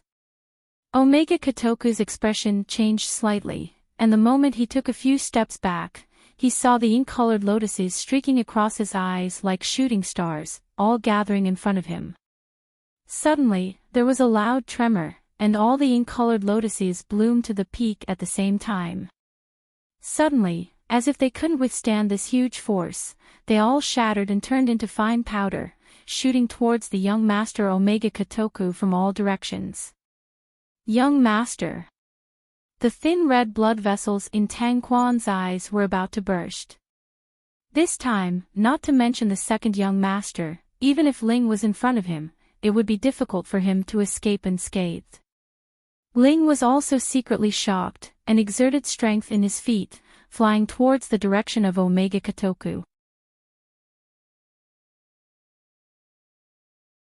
Chapter 3053.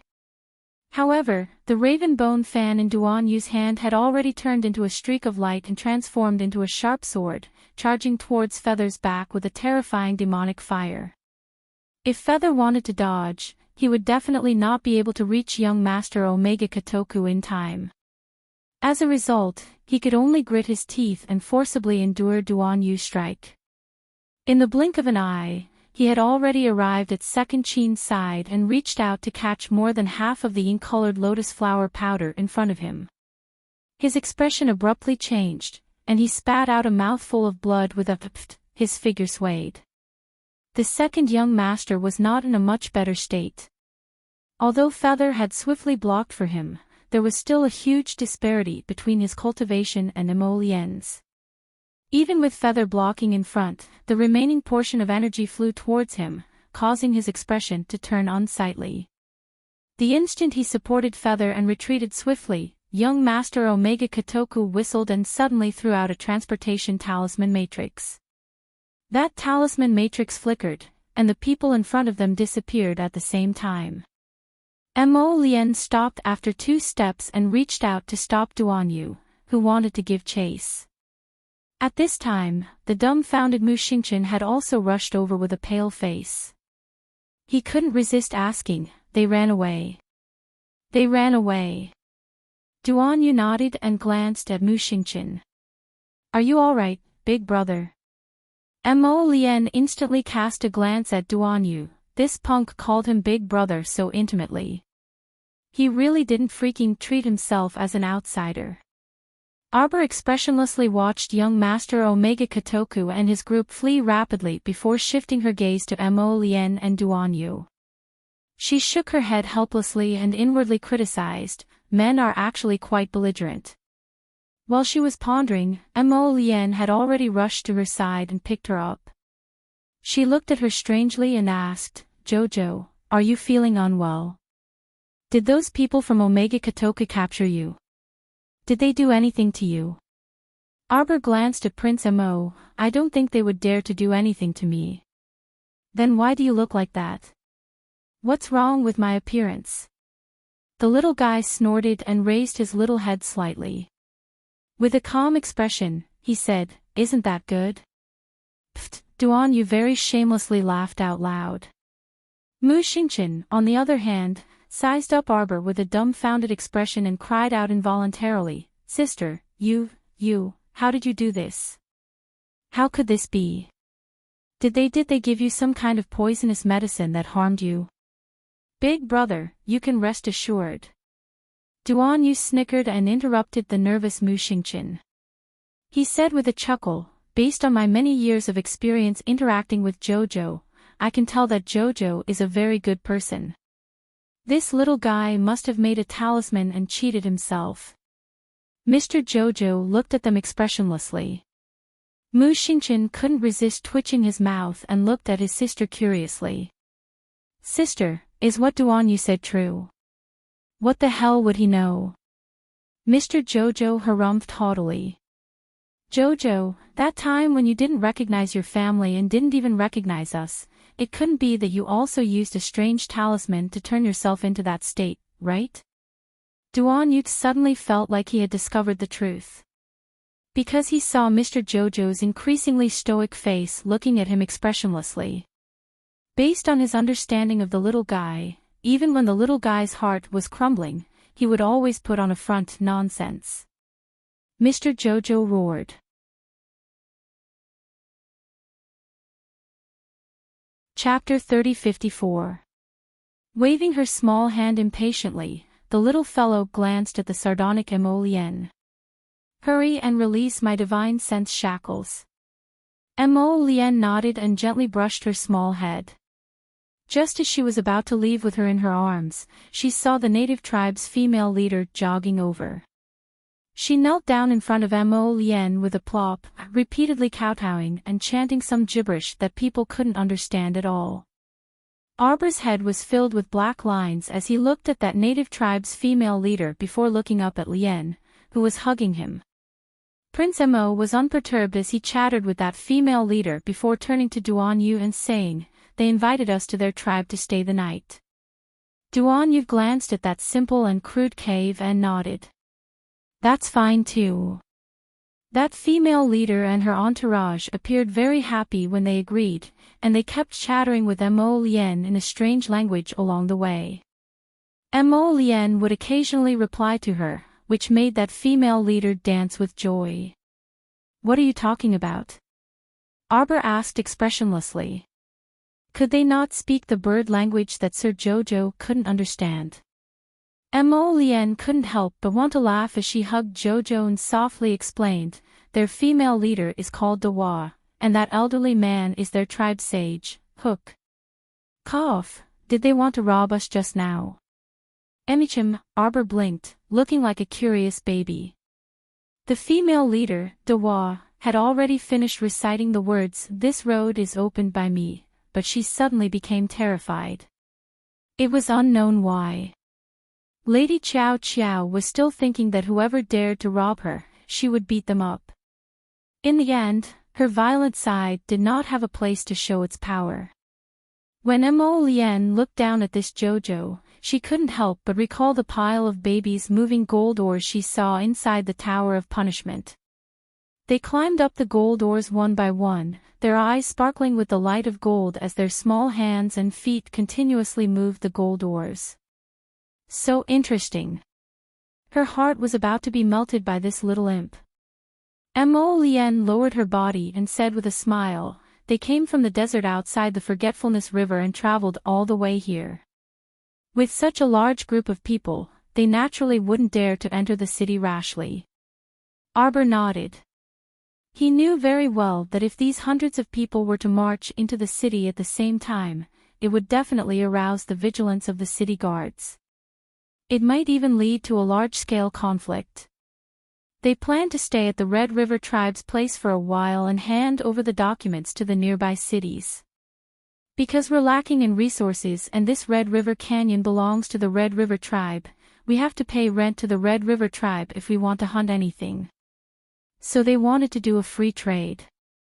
However, as soon as the trade started, I tore through space and appeared. Mo Lien muttered in her ear, "The natives believe in the heavens and think that this is a warning from the heavens for their evil deeds." Arbor nodded. No wonder they all respected Mo Lien like she was a god. Could it be that they thought that Mo Lien, who tore through space, was an emissary sent by the heavens?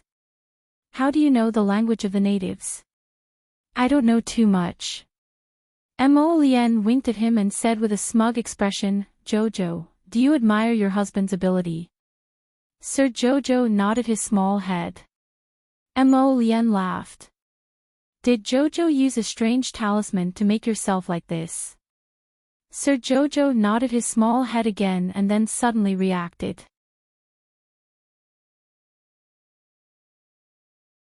Chapter 3055. Sir Jojo was actually tricked by Jojo's lotus. Jerk, how could he speak like this? One question was linked to another completely unrelated question, causing her to be unable to react in time and freaking answer truthfully. Such a deep trap, simply impossible to guard against. The little fellow scowled and leaned her head on his shoulder. "I'm so sleepy, I want to sleep. Too lazy to talk to you guys." She clearly heard Big Brother and Duan Yu's muffled laughter behind them. How could they be so loathsome? However, Mo Lien shook her with a smile. "What sleep? We've reunited after a long separation, so shouldn't we have a good chat?" "How was it long?" "It had only been a day." The little fellow glanced at him. "What do you want to say? Weren't you curious why hubby can communicate with the natives? Let me tell you, your husband has learned a lot since he was young." Prince Mo boasted repeatedly in front of his wife. "I know everything from astronomy to geography, and I've read extensively. There's nothing I don't know." Sir Jojo pursed her lips. "Go ahead and brag. Don't you feel awkward making yourself sound like you're omnipotent?" What's with that expression? Prince Mo rubbed her small face. Why aren't you saying that hubby is so awesome? Sir Jojo was exasperated. She looked up at him and pinched his face. Very thick. Cough, cough, cough. Mu Xingqian couldn't hold back his laughter and coughed to cover it. Big brother, you vomited for a long time just now. Are you feeling better now? Sir Jojo turned to ask. Much better. It would have been better if he didn't mention it, because Mu Xingqian felt a bit awkward. After all, he actually vomited from the bumpy air. When he thought of this, Mu Xingqian couldn't help but take a deep look at Mo Lian. This brother-in-law of his truly concealed his strength and was very frightening. The three types of power that wandered outside of the five spirits were the power of the dark netherworld, the power of deprivation bestowed by the gods, and his brother-in-law's power of nothingness. It was said that the power of nothingness could form terrifying flames of nothingness in the later stages, capable of incinerating everything in the world. Brother-in-law was already in control of the sacred fire, which was feared by many. If he were to comprehend the fire of nothingness, he would be unrivaled in the world. Sir Jojo moved his little hands and feet and expressionlessly said to Mu Xingqian, who was deep in thought, "Big brother, come here for a moment." Mu Xingqian hurried over. "Sister, what's the matter?" Mr. Jojo took out an antiemetic pill from his inner world and handed it to him. "Take it. You won't feel nauseous after taking it." "Okay." Mu Xingqian still had a headache and nausea, but he wasn't as dizzy as before. His symptoms were naturally caused by the tearing of the void. Not everyone could be as careless as Duanyu, who was unaffected by the tearing of the void. The female leader of the natives stepped forward and bowed respectfully to Mo Lian before muttering a few words in her language.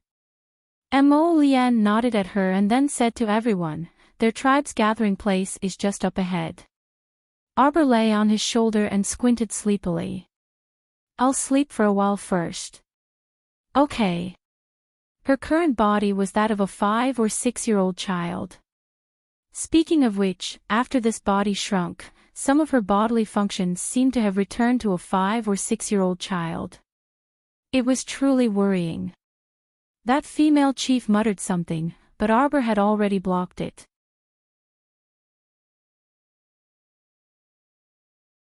Chapter 3056. Sir Jojo was woken up by a series of noisy noises. When he opened his eyes, it was already dawn. Outside, many natives had already come out of their tents and were preparing piping hot steamed buns and rice porridge. The clamor didn't stop. Sir Jojo turned over and saw Prince Mo lying on his side next to her with one hand propping up his chin and looking at her with a grin. She rolled her eyes and expressionlessly turned over again, planning to continue sleeping. However, Mo Lian didn't let her continue sleeping. He picked her up and said with melancholy sigh, "It's really worrying that wifey has become so small." The little fellow's face flushed red and she couldn't say anything for a long time. "Jojo, what do you want to eat for breakfast?" "Shrimp dumplings and bird's nest porridge," the little fellow said expressionlessly. "Wow, hubby really understands wifey's heart. He's already prepared it for you." Although the little fellow didn't show it on her face, she was smiling on the inside. She pursed her lips and commanded, "Put me down." "That won't do. You're so short that even walking 2 steps is so slow. You're not even as tall as the basin rack. Hubby should wash you while carrying you. You're the short one. Your entire Mo family is short." Sir Jojo ridiculed in his mind and harumphed. "Put Sir Jojo on the stool." Mo Lian held back his laughter and nodded reluctantly. He still obeyed and fetched a stool for the little fellow and placed it in front of the basin rack.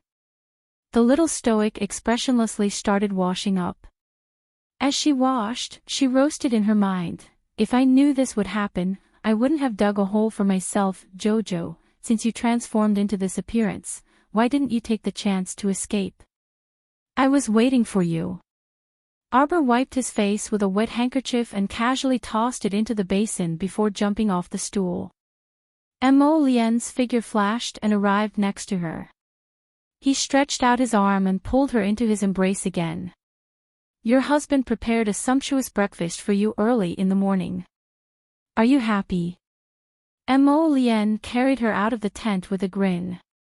His footsteps paused, and he lowered his head to whisper to her. Chow Chow changed her mind and stayed because of those people from Little Li Village, right? Arbor was silent for a while, but he still nodded. If I don't show up, Omega Kotoku will most likely bring people to massacre the entire village. Oh, why do you say that? Mo Lien's eyes flashed as she lowered her head to look at her little face. Arbor's heart tightened, and he felt that his voice was a little hoarse. It was because she understood Second Chin's personality better than anyone else. Back then, they had been together for such a long time. Bits and pieces of memories could be blurry, but some of the pain engraved in the bottom of their hearts could not be erased. She didn't want to lie to Jojo's Ren. She didn't want to lie to him about anything, so she said, "Didn't I tell you before that I had a very long dream?" Mo Lien's breathing subsequently tightened as he nodded his head. In my dream, he was there, that person. In my dream, Omega Kotoku was a very stubborn person. Although I wanted to leave the people of Shaoli Village behind and escape by myself, it's not impossible. But in the end I still can't gamble with so many people's lives. I know that person's personality. If it was him in my dream, he would have attacked. He would not hesitate to use the lives of the villagers to threaten me. I also thought about it carefully. Should I leave all of this alone, or should I stay for the sake of those villagers? I don't know.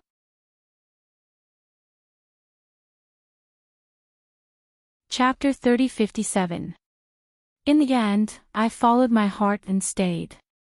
However, if that person wants to use the lives of those villagers to threaten me, I can't guarantee what choice I will make. A large part of the reason she stayed behind for the sake of the old grandpa and Nyo Nyo was for the sake of these villagers. She was this kind of person. As long as someone showed her a trace of kindness, she would return it with 10 points or more. Moreover, she also had her own pride in her heart. She didn't want to implicate some strangers because of her. But now, something seemed to have changed a bit from her previous life. Sir Jojo blinked in confusion as he recalled what Sir Omega Kotoku said to him. No matter what the past was, at least now, I want to get along well with you. Could they really continue to get along well? Alright, Jojo, don't think about it anymore. Mo Lien gently touched her forehead. I know what you will choose. You little fellow, who is stubborn but soft-hearted, will definitely choose to stay. I will support you no matter what you do. Mo Lien shook her body and said with a smile, just do what you want to do. Don't go against your heart. Arbor smiled at him.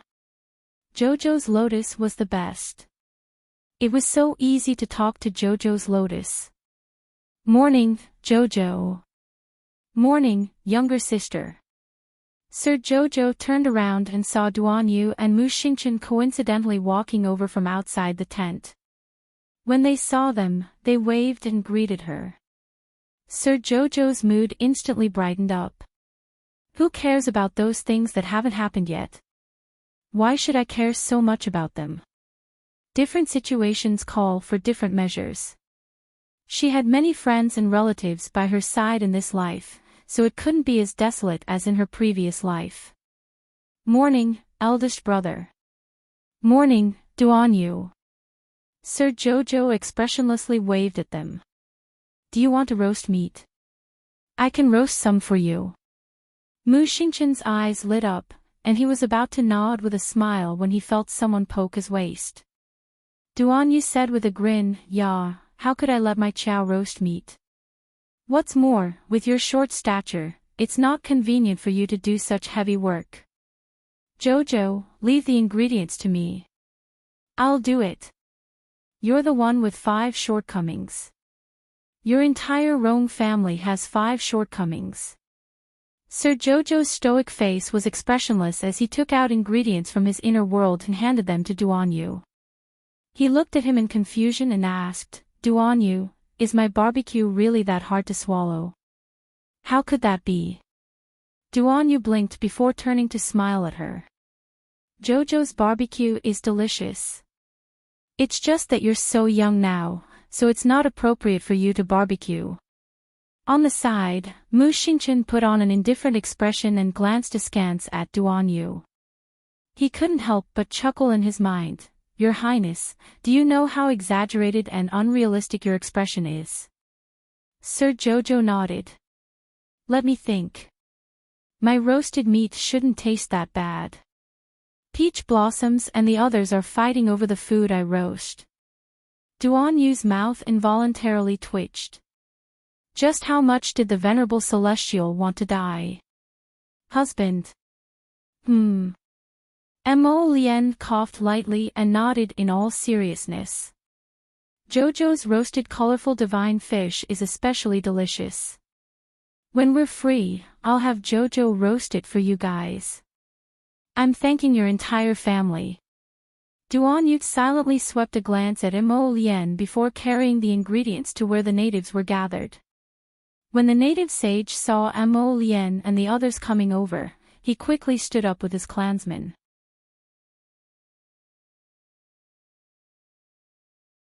Chapter 3058. The native female chief was deeply grateful, leading her clansmen to hurriedly thank Mo Lien and the others. Jojo, Darren and the others naturally couldn't understand the native female chief, who was passionately chattering in front of them. Listening to the end, Jojo turned to look at Mo Lien. What did she say? She was praising your husband for his benevolence, for being the husband of the great divine province, and for having a beautiful wife, saying that the two of us are especially compatible. Jojo, Darren looked down at his own short arms and legs, and couldn't help but chuckle in his heart. Her husband felt that he couldn't understand the native female chief's words, so he blindly translated it.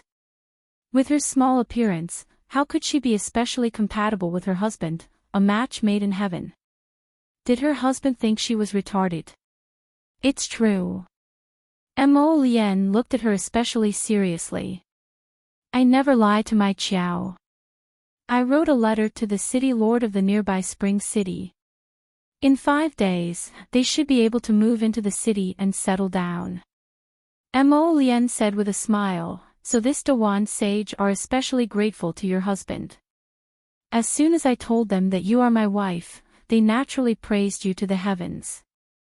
Jojo, Darren's eyelids couldn't help but twitch. Mo Lien continued, let's stay here for another day or two.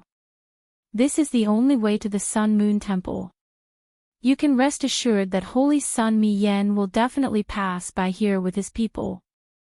Let's just stay here and wait for them. Arbor, so Holy Sun Mi Yen and the others were still floating in the Duchun River. Why did she suddenly feel that Holy Sun Mi Yen was a bit miserable? Jojo, what's wrong? No, cough, nothing. Arbor waved her small hand, and was carried by Mo Lien to the small table to sit down. Soon, a sumptuous breakfast was served. Arbor didn't have the heart to care about anything else, and focused on eating her shrimp dumplings and bird's nest porridge. As for Holy Sun Mi Yen, just let him float. 2 days later, the female leader of the Aborigines warmly received a messenger from Spring City.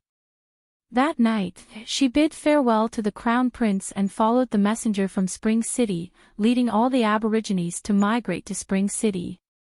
On the 3rd day, close to the evening, this empty tent camp finally welcomed a group of old, weak, sick, and disabled people. When Holy Sun Mi Yen saw Mo Lien and the others, he let out a sigh of relief and said, "Ah, Prince Mo. Prince Chen, you are all here." It turned out that these people were much faster than them.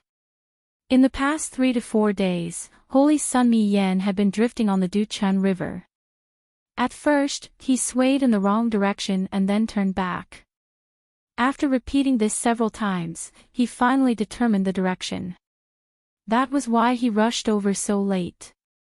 Moreover, he had not been doing well these past few days. On one hand, he was worried about the whereabouts of Mo Lien and the others.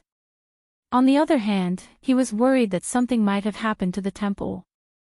He firmly believed that the mutation of the Saintess had nothing to do with the temple. It was most likely that the Saintess had secretly joined some evil cult, which was why she got into trouble. How could such a mutated monster appear in their Sun-Moon temple, which was bright and virtuous? Impossible. Holy Sun Mi Yen led a group of people who had soaked on the river for a long time and finally climbed ashore with great difficulty. They walked towards Mo Lien and Duan Yu. Thankfully, you are all fine. Everyone, take a look again and see if any of your companions are absent. We plan to rest here for 3 days, and then, Holy Sun Mi Yen paused, and his odd gaze landed on Arbor. He couldn't help but exclaim, "Eh? You, how did you become like this?"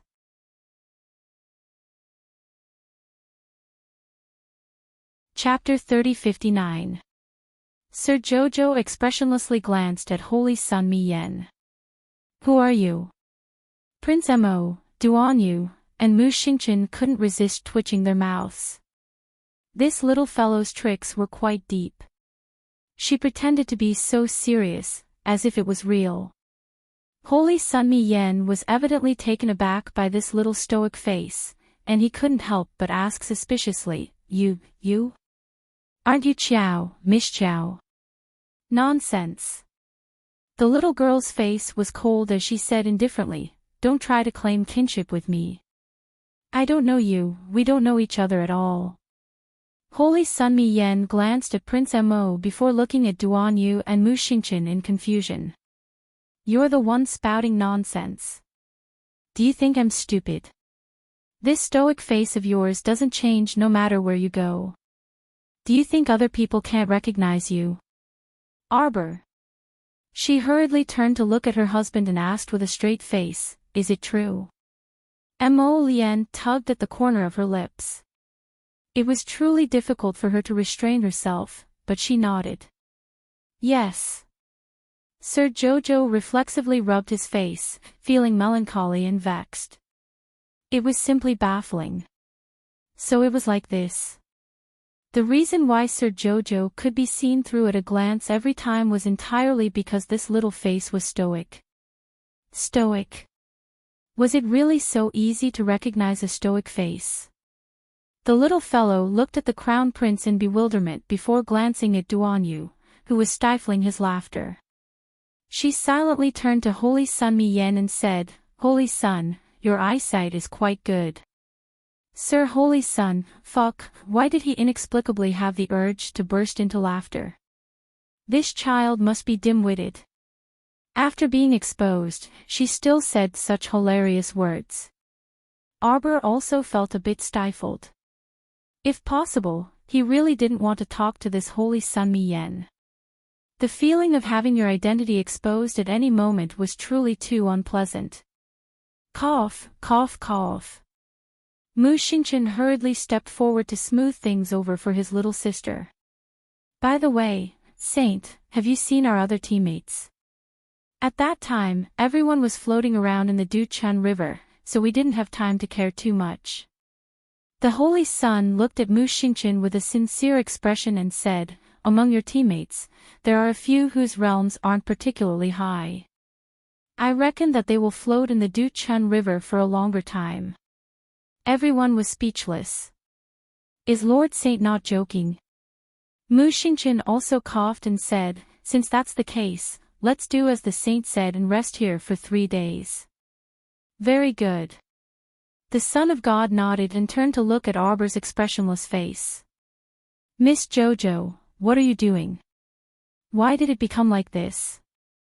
Arbor let out a long sigh. "It's a long story. Go and rest first." "Who told you that?" "Whoever said that was an idiot." Sir Jojo snorted inwardly and complained in a small voice. Mo Lien couldn't help but turn her head. She felt that this little fellow's act of pretending to be old was especially interesting. Holy Sun Mi Yen and the others were indeed extremely tired and nodded. Fortunately, this was originally a temporary gathering place for the natives, so they had set up quite a number of tents. They didn't take them away when they left. Thus, Holy Sun Mi Yen and the others had a place to stay.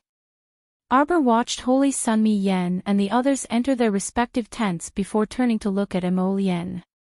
Do you think he's pretending?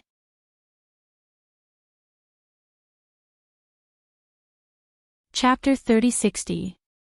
I don't think he's pretending.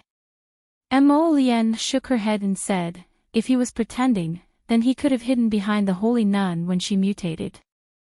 I noticed his expression at that time. When he saw Nia Yaoguang mutate, he was more surprised than anyone else. From this, it can be seen that Mi Yen probably didn't expect this. When a person encounters a special event, their most realistic reaction will not be overlooked. Mo Lien recalled the situation on the Duchun River and said with certainty, at that time, he subconsciously fought with the corpse crocodiles summoned by the holy nun. Furthermore, with Mi Yan's arrogant and cold temperament, he should disdain to wallow in the mire with the holy nun. I think, Mo Lien said softly, he probably doesn't know. Moreover, he should be very conflicted right now.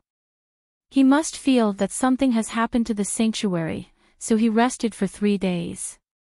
Firstly, it's to wait for the other people stranded on the Duchun River to come. Secondly, he will definitely send people to the sanctuary first to find out what's going on. Arbor's eyes brightened slightly. Hearing this, he nodded and said, Lien, smart. Being praised by his wife, Crown Prince Lien, whose tail was itching to fly, nodded with a smile and said, that's natural. Your husband, I, am extraordinarily intelligent. Then what should we do now? Wait and see. Prince Mo squeezed her small hand and indicated for her to look at the tent at the side. A priest lifted the tent curtain and walked out quickly. He nodded at the two of them awkwardly and then left quickly. Holy Sun Mi Yen also walked out. Seeing the two of them still standing outside, he couldn't help but be slightly surprised. Then, he smiled awkwardly and said, we've been delayed for quite a while on the road this time. I asked Radiance to return to the sanctuary to take a look. I don't know if there's any change in the mystic realm. Mo Lien winked at Jojo. The latter nodded knowingly. With a cold expression, he said in a stiff voice, Holy Sun, please do as you wish. The saint snorted and said, let's rest. Arbor glanced at his back and turned to ask Prince Mo, what's wrong with him? His face was still fine when he came out, but now it had turned sour. Did he not want to see Sir Jojo? Mo Lien stifled a chuckle. He shook his head and said without batting an eyelid, the Holy Sun will feel uncomfortable inside when he sees us being so sweet. Why? Think about it. He's an old bachelor who has been single for hundreds of years.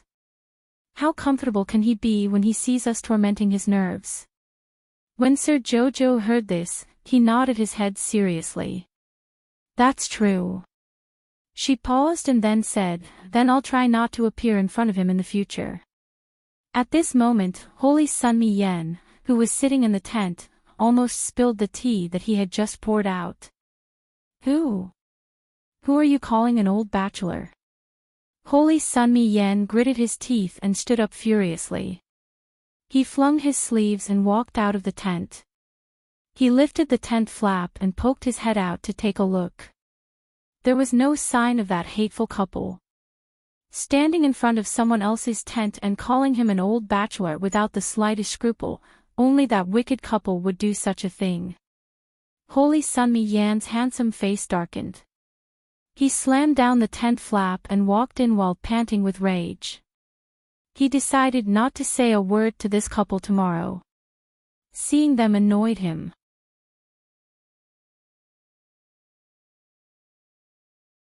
Chapter 3061.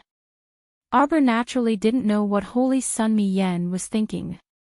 After she was carried back to her tent by Mo Lien, she slept until the middle of the night. Suddenly, she was awakened by a familiar voice. Master, master, master, master, ah ah. This demonic voice was her tree, it was her Chocho. Chocho was finally moving. The little fellow flipped over and sat up, her large movement instantly startling Crown Prince Mo, who was beside her, awake. What's wrong, Jojo? Prince Mo also sat up. A candle lit up in the corner of the tent, illuminating the little fellow's face. He originally thought that she was having a nightmare. Seeing that she looked normal now, he was slightly relieved. He asked softly, "What's wrong, Jojo?" Chocho spoke. Arbor blinked and tugged at his sleeve. Set up a defensive barrier. Okay. Mo Lien waved her hand, and a defensive barrier was drawn outside the tent.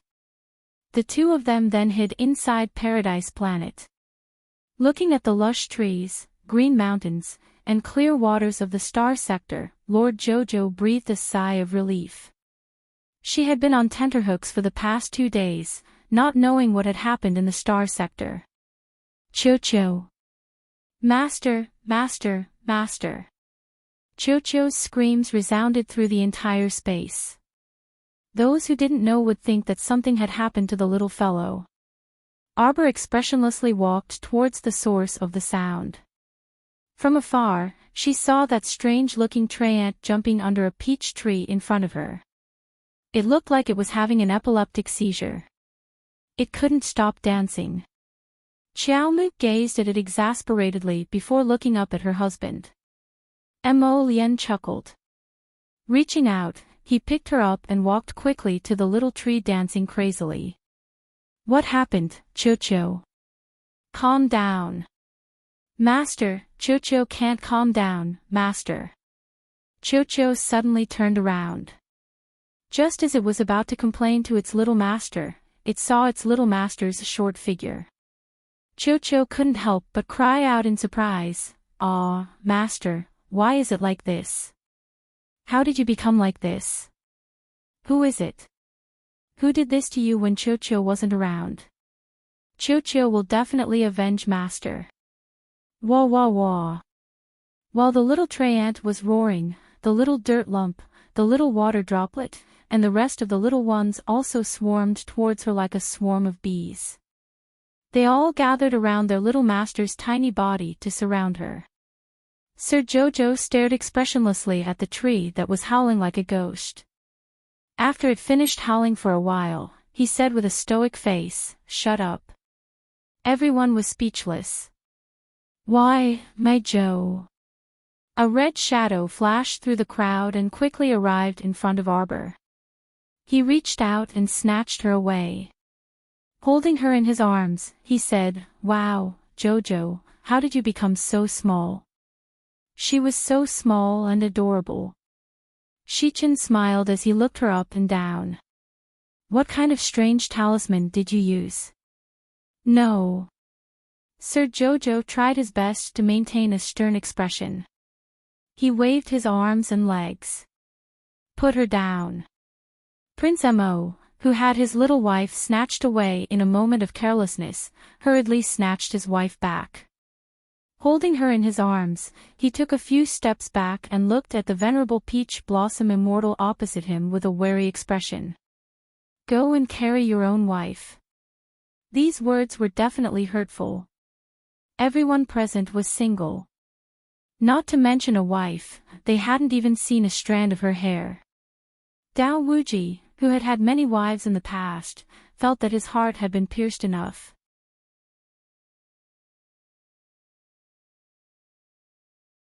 Chapter 3062. Master. The sapling hastily called out again. It propped up its sapling body and pattered over to Xiao Mu. It cried out tearfully, "Master, Chocho might be dying soon." Nonsense. Look, look, Little Ball's body has mutated. Master, look. Little ball has an eye on its body. It's so scary, so scary, so scary. The little guy was like a demon again. He kept saying the words, so scary, his voice lingering in everyone's ears.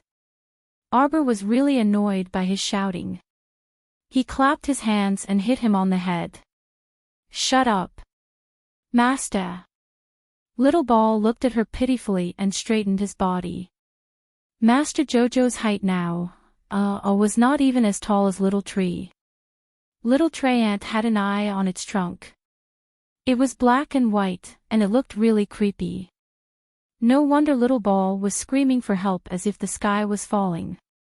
This thing did look quite scary. Master, what do we do? Is Cho-Cho about to die? Little Tree Ant started to cry as he spoke. He looked at his little master with misty eyes and a pitiful expression. He won't die. Arbor looked at him expressionlessly. Then, he pulled Little Tree Ant to his side and leaned closer to study the eye. Jojo.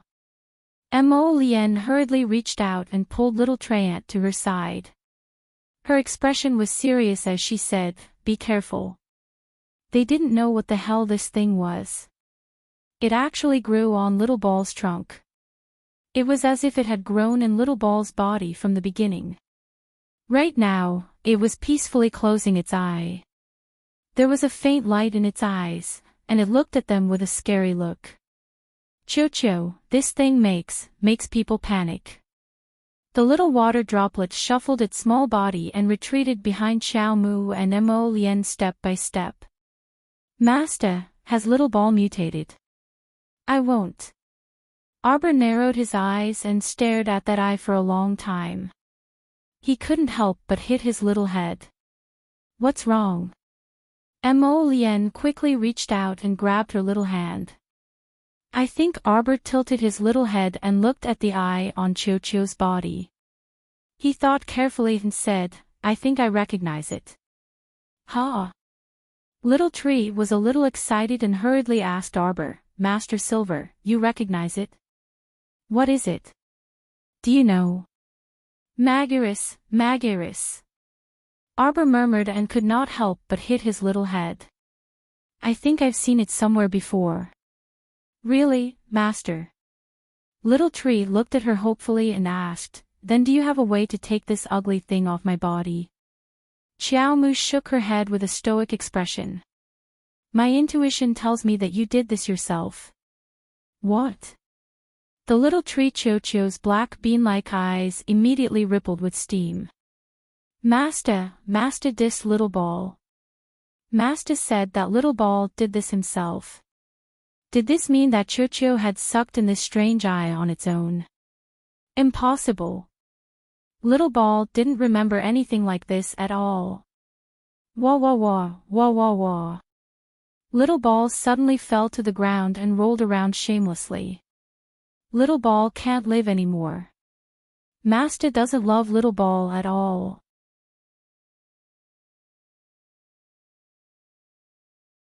Chapter 3063. Sob sob sob, Cho-Cho has eyes. Xiao Mu was exasperated as she looked at this little thing that was lying on the ground and fooling around. She glanced at it exasperatedly. The ground is so cold. Don't you feel uncomfortable rolling around? Cho-Cho doesn't feel uncomfortable. Cho-Cho only feels pain all over, and it's so unbearable everywhere.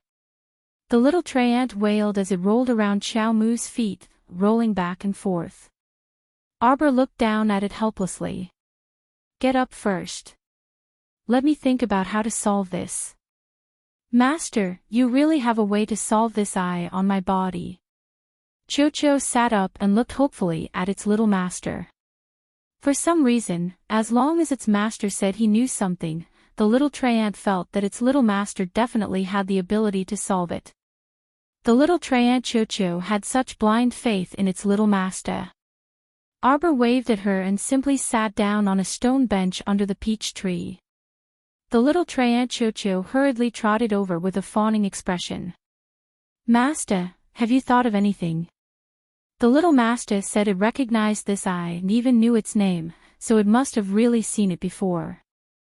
Arbor thought carefully for a while, then looked up and down at the eye for a long time before saying mildly, "This should be a tree seed." "What?" Cho-Cho squealed, then shook its head like a rattledrum. "Impossible, impossible." Arbor didn't give it a chance to continue deceiving itself and said mildly, "No tree seed can hurt you. You know that.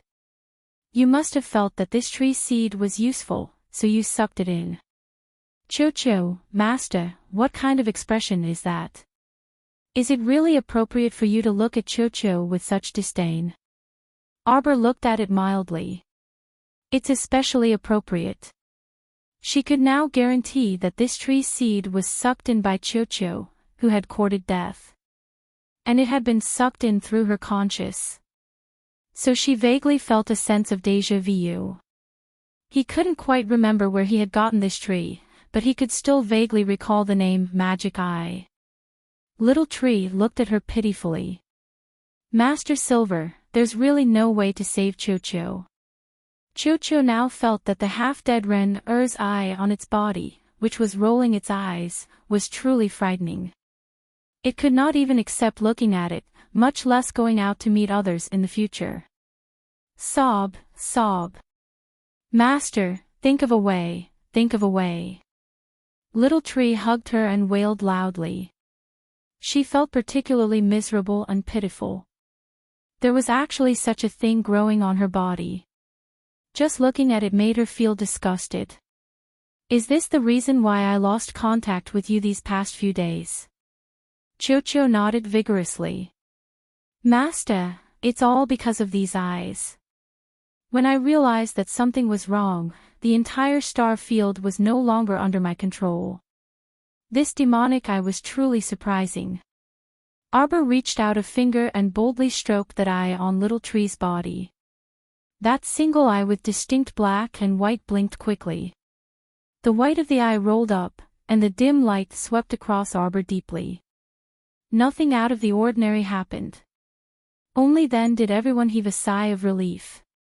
Miss Chow's hand had reached out extremely quickly, and no one had been able to stop her.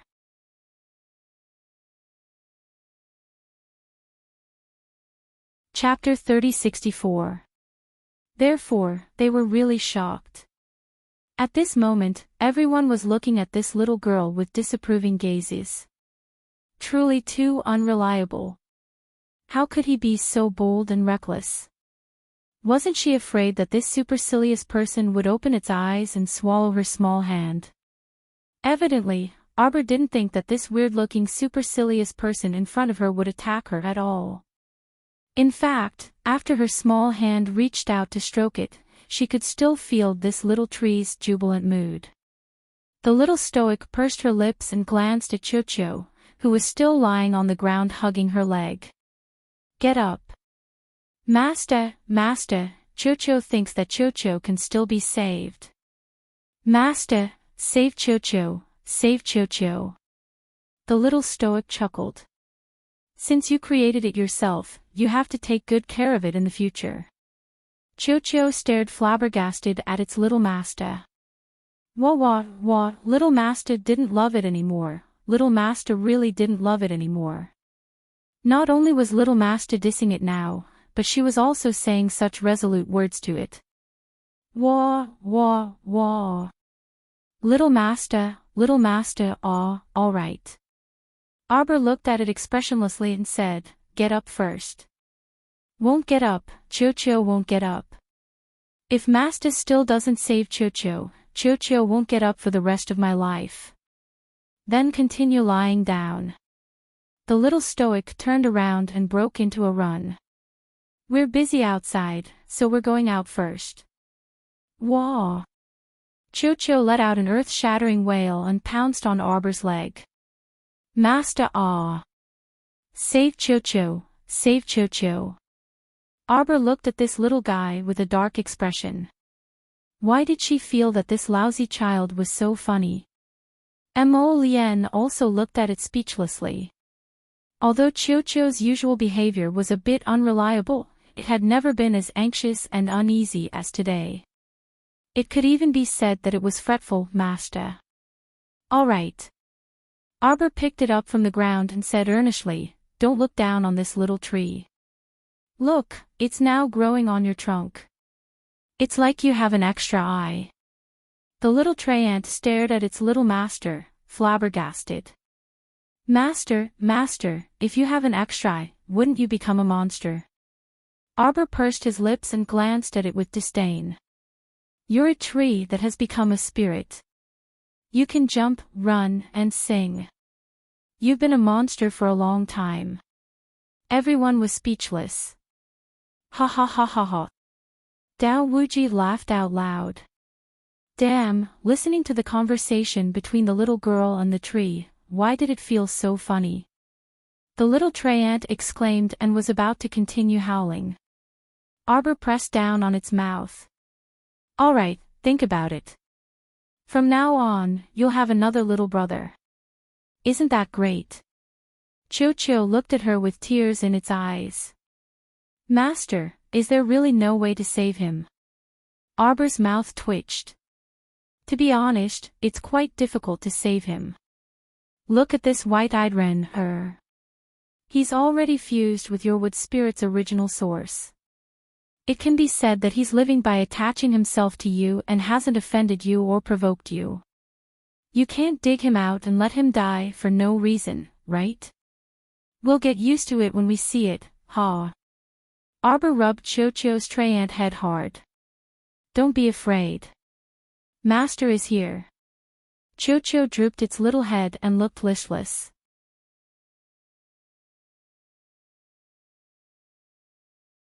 Chapter 3065.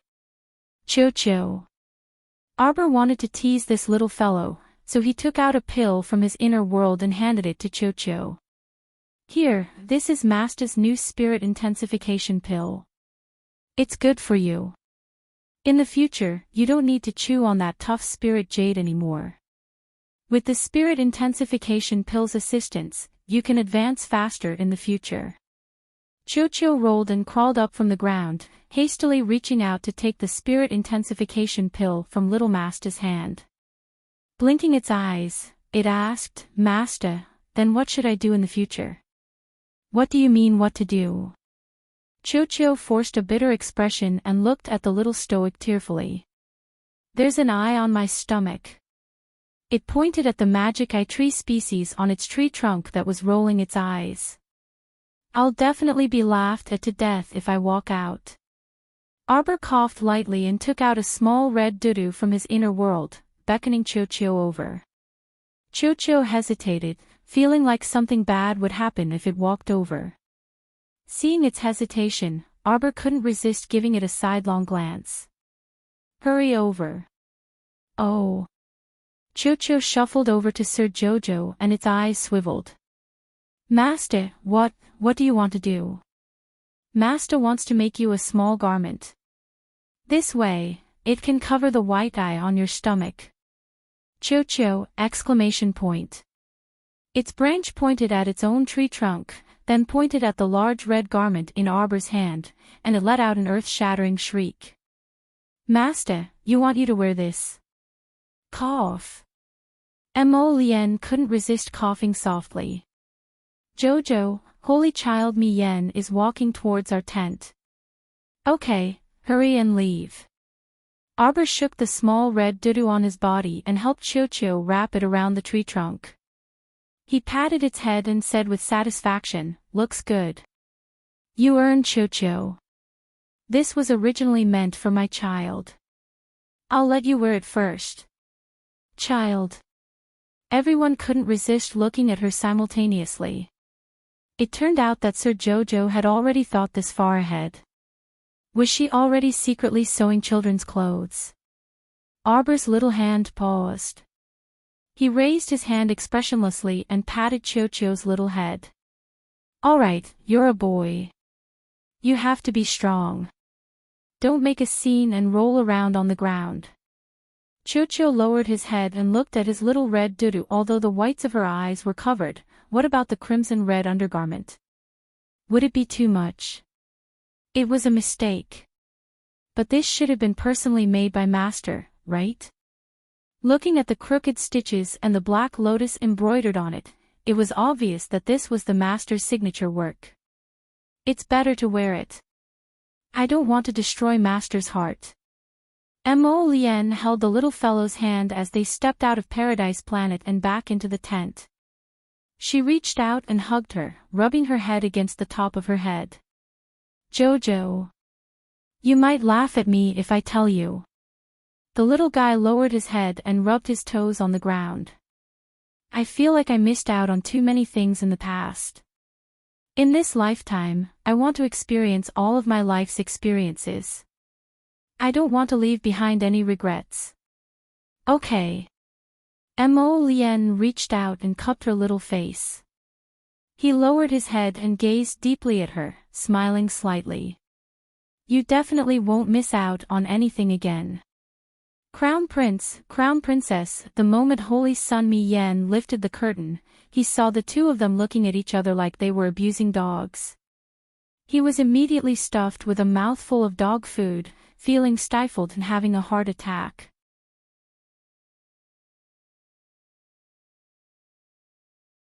Chapter 3066.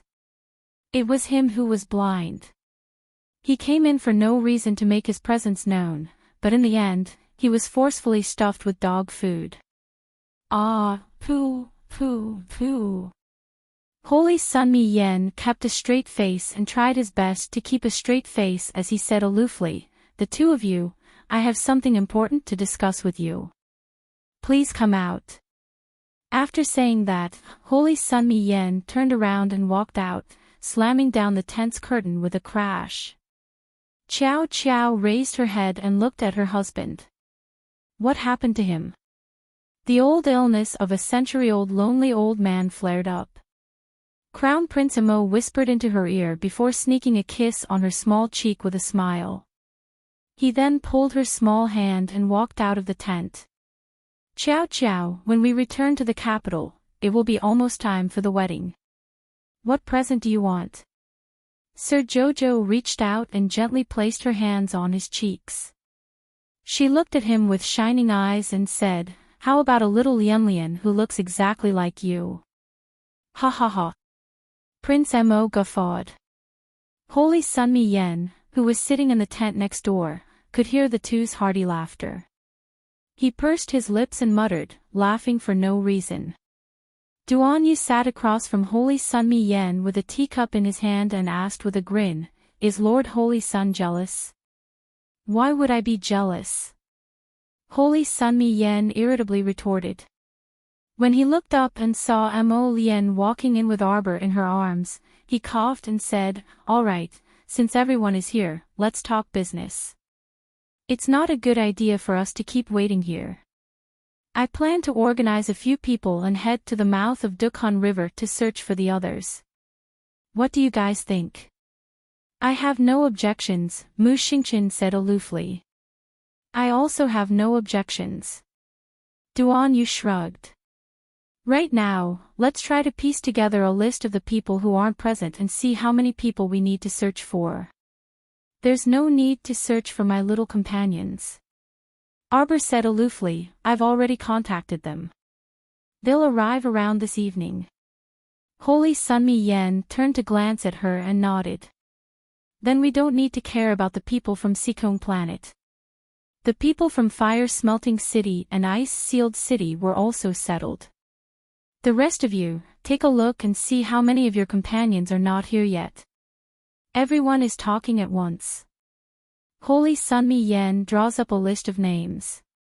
When he is done, he puts down the pen and blows the ink on the paper dry. According to the list, there are still more than 10 people from Flying Sword Academy, Blue Ocean Academy, and Hong Mansion Academy who haven't arrived yet. In addition, Mu Rochuan of the Mu family is still missing. Miss Jojo, are you going to look for Miss Mu? Arbor glanced at Holy Sun Mi Yen coldly, the world is so big. Where can you find her? The matters of the Mu family have nothing to do with me. Don't look for me.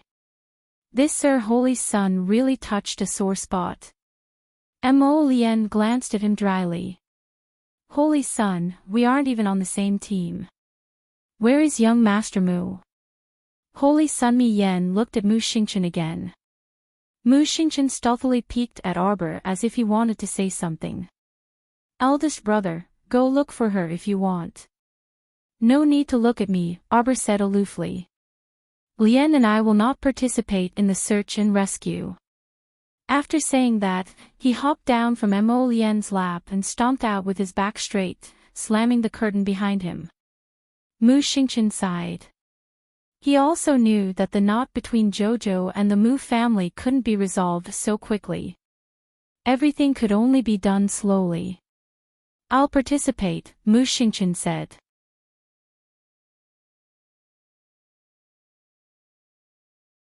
Chapter 3067. Lady Jojo returned to her tent, kicked off her shoes, and climbed onto the soft couch. She sat there cross-legged, unmoving like a mountain. Jojo. Mo Lien lifted the curtain, walked in, and sat down next to her. Jojo, are you unhappy? No. Are you angry with Big Brother? I'm not angry with him. Arbor sat up straight, looking at Mo Lien with a straight face. I know. He's lived with that mother and daughter since he was young. It's impossible for him to change his mind so quickly. Moreover, Arbor said mildly, he was raised by that woman. After so many years together, he should have some feelings for her. That he can't let go of his sister shows that my big brother values relationships. Why should I blame him? Mo Lien leaned closer to her, and reached out to pull her into his arms. My Jojo is so sensible.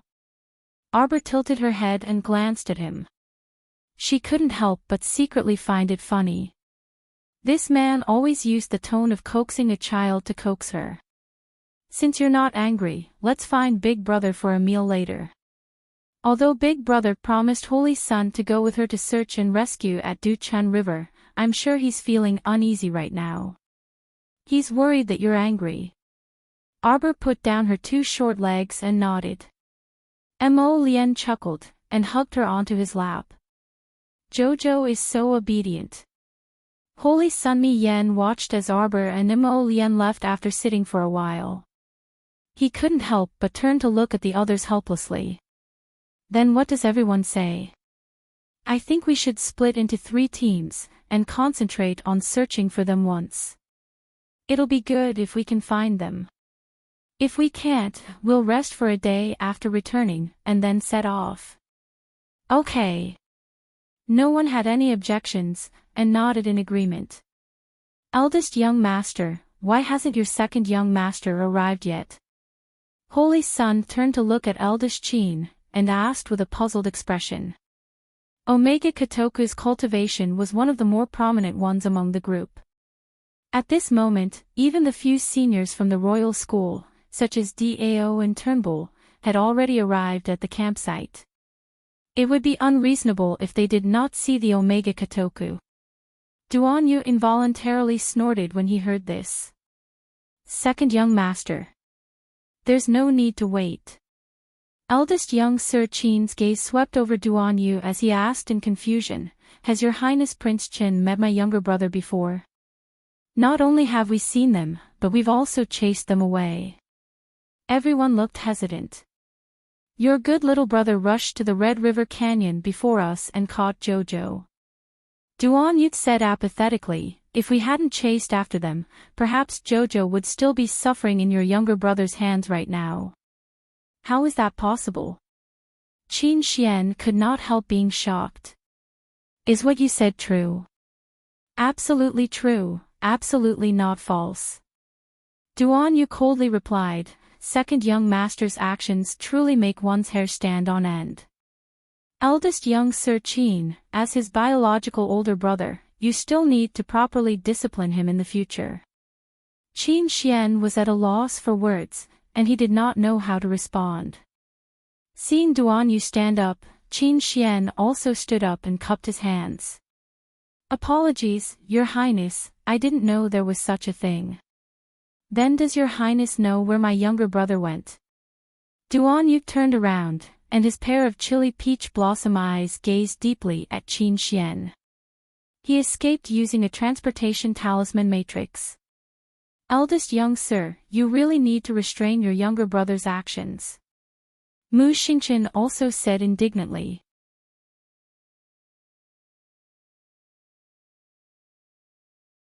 Chapter 3068. If it weren't for Prince Mo and His Highness Prince Qin arriving in time, who knows what would have happened. Apologies. Qin Xian awkwardly glanced at Duan Yu and Mu Xingqian. I will definitely explain this matter clearly to him. Duan Yu parted the curtain with one hand. When he bent down to leave, he glanced back at eldest young Sir Qin with a spurious smile. How confident do you think he is in blocking Mo Lian and me by himself? Next time. You might not even have the chance to see him again. Duan Yu meaningfully glanced at Qin Xian before tossing the curtain aside and swaggering off. Qin Xian felt a chill run down his spine. In other words, did Duan Yu hold back a bit this time? Otherwise, perhaps his second brother wouldn't even have the chance to escape using the transportation talisman matrix. When he thought of this, Qin Xian couldn't help but break out in a cold sweat. He stood up and cupped his hands at the Holy Sun. Apologies, Holy Sun. Our Qin estate won't be participating in this operation. The Holy Sun nodded. Knowing that he was in a hurry to return and contact his second young sir, he tactfully didn't insist on eldest young Sir Qin staying behind to participate in the search and rescue. Then let's split into teams. The Holy Sun said to everyone present, we'll set off early tomorrow morning. Okay. At 10:00 in the evening, just as the little stoic said, Qi Xuanquan's group, Doya, Hidden Flower, and Situ Yi all arrived at the campsite. Aside from them, several students from Blue Ocean Academy and Flying Sword Academy also came. Madame Goen limped over with the support of the robust man, Huang Yang. Her complexion was still a bit pale, probably because she suffered a minor injury in the Duchunjiang. It's good that everyone is fine. The saint looked at the crowd that had just arrived and nodded. Go wash up first and rest for a while. Come out for a meal later. Thank you. Madame Goen was about to cry. She felt that she was simply unlucky. After drifting in the Duchunjiang for so long, she was about to rot and stink from soaking. Originally, as a level 12 great spiritual master, it wasn't a problem for her to not eat for several days. But now, she urgently needed to replenish her energy and strength. It was truly too bitter. Jojo, you've soaked me so much that I'm turning green. Qi Xianxian jogged over and pulled her hand. Luckily, we have water, meat, and steamed buns in our inner world. At least I won't starve myself. Arbor couldn't help but twitch his mouth. He looked at her in amusement. No wonder you haven't lost weight. Bubbles even gained weight. What? Did I gain weight again? Qi Xianxian quickly pinched her cheeks and exclaimed, I'm almost catching up to Fatty. Alright, go wash up first. You're stinking and you're still holding on to Jojo. Everyone was noisy as they each found an empty tent and went to take care of themselves. Little junior sister, let's talk after I clean it up. Liang Qingqing was also disgusted by herself. She quickly waved at Jojo and went into the tent. Qiao Mu swept her gaze over them, and when she saw that everyone was present, she relaxed. Now, she wasn't even bothered by how everyone could recognize her at a glance. In any case, she knew that no matter what she changed into, she would still be recognized at a glance by people with her stoic face. Jojo. Eldest young Sir Qin slowly walked towards her and nodded slightly at Mo Lian. Let's talk, okay?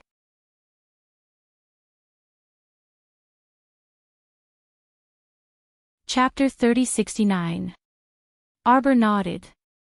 She didn't have much resistance towards Qin Xian. The little fellow looked up at Imo Lien, who nodded slightly at her. Go on. The two circled around the crowd and strolled to the cliff behind the tent area. Lady Qiao Qiao jumped onto a crimson-red rock at the edge of the cliff. She looked at the vast expanse of rock in the distance. There was only a meandering stream of crimson water in the narrow canyon. It flowed along the shallow ditch and gradually extended into the distance. Apologies. It's not your fault. You've become like this. Is it because of him? Arbor gazed into the distance and sighed softly. Sort of. Qin Xian glanced at her. Jojo, did something happen between you and Oaxian that we don't know about? No. Arbor turned to meet his eyes. Nothing happened. I can't give him any emotional response. If possible, she wanted to stay far away from this person for the rest of her life.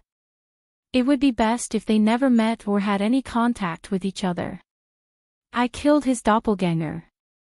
Your father sent someone to kill me and beat me to the point of vomiting blood.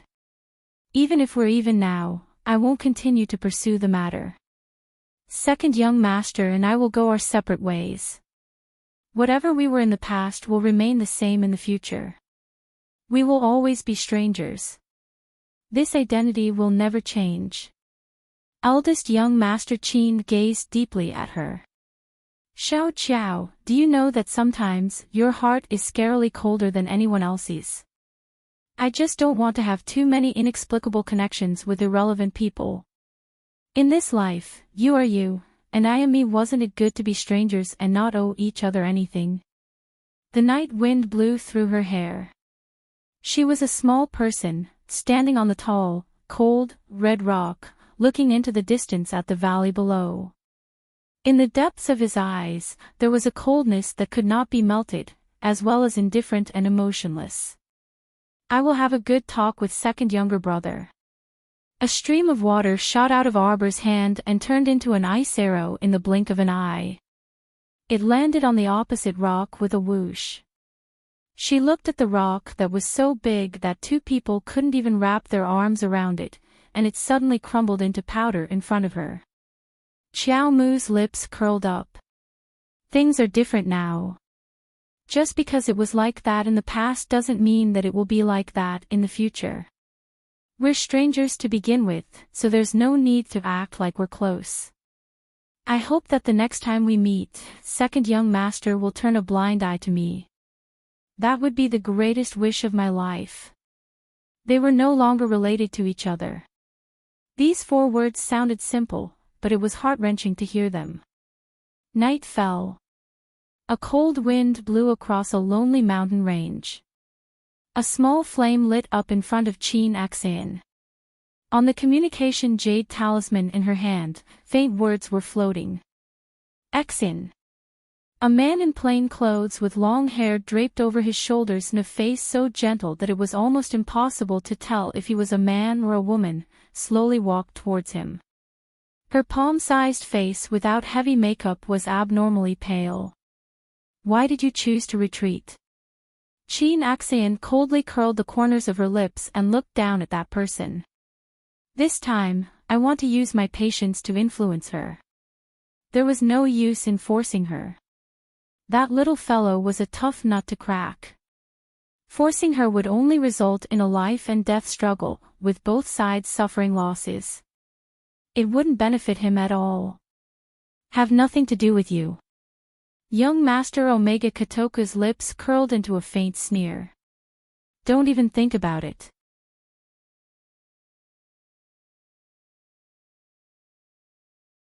Chapter 3070.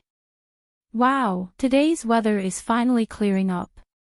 As soon as Qi Xianxian lifted the tent flap, she stretched lazily and called out to the little fatty in the distance, "Little fatty, what are you busy with?" The little fatty turned around in front of the propped-up pot with a spatula in his hand. He waved it at them. Hey, this is the nourishing porridge I cooked early in the morning. It's done, so you can come over and eat. I've been floating on Chun River for 2 days. It really makes me want to throw up every day. It's great to have hot porridge to eat. Qi Xian quickly walked up and took out a small bowl with a grin. Where are Jojo and the others? They haven't woken up yet. They woke up early. They went to scout nearby. Cough. Qi Xian almost choked on the hot porridge. What time? No, they just went to observe the terrain nearby. When the little fatty looked up and saw Liang Qingqing and the others coming out of their tents one after another, he quickly greeted them enthusiastically. Miss Qingqing, brother Situ, come and eat porridge. I cooked quite a lot. Little fatty, you're truly becoming more virtuous. Qi Xian carelessly touched little fatty's chubby face, causing little fatty's face to turn red. When Arbor returned, she saw everyone eating happily around the pot. Her eyes brightened, and she quickly ran to their side. When Qi Xian and the others saw the little stoic returning, they hastily made room for her. Jojo, what are we doing today? Nothing, we're just resting in the camp. That's great. Situ couldn't resist ridiculing, soaking on Chun River is unbearable. Resting for a day is also good. Oh right, why were you guys in the river for so long? When Arbor said this, she felt that something was amiss. Because she was especially fast in the river and could travel more than 500 kilometers in a day, she ran far away by herself and Imo Lien, Duanyu, and the others tore open the void to chase after her. Both of these situations were too abnormal. On the other hand, Qi Xian, Situ and the others drifted over at a normal speed. Hey, don't mention it. Speaking of this, the little fatty couldn't help but want to complain, we can't even fucking differentiate between north, south, east, and west in the river. Who knows if we drifted in the wrong direction in the beginning. Fortunately, we managed to return safely. Situ smiled and said, by the way, Jojo, are you guys early? How long have you been here? Arbor blinked. He came a day or two earlier than you. She didn't want to hurt them, so she arrived at Shaoli village early in the morning of the second day of drifting. Jojo, where are Prince Mo and Prince Chin? They went to a further place to explore. The little fellow pursed her lips. I felt bored, so I came back first. Giant rocks were everywhere, and they were either black or crimson. How could Xiao Mu have the patience to scout the path? In any case, there was Shichen accompanying the two of them to tinker with the path, so she did not need Sir Qiao Qiao's assistance from the side. Jojo. Qi Xian held her little hand and said with a smile, when we were soaking in the river, I thought I would never see you again. How could that be? Arbor involuntarily cast her a glance. You're full of nonsense. Don't tell me, when we were soaking in the boundless water, I also felt guilty, Liang Qingqing said with a chuckle. Before she could finish speaking, they heard a loud roar in the distance. Everyone's faces froze when they heard the sound, and they stood up in unison. They saw smoke and dust billowing over from the distance.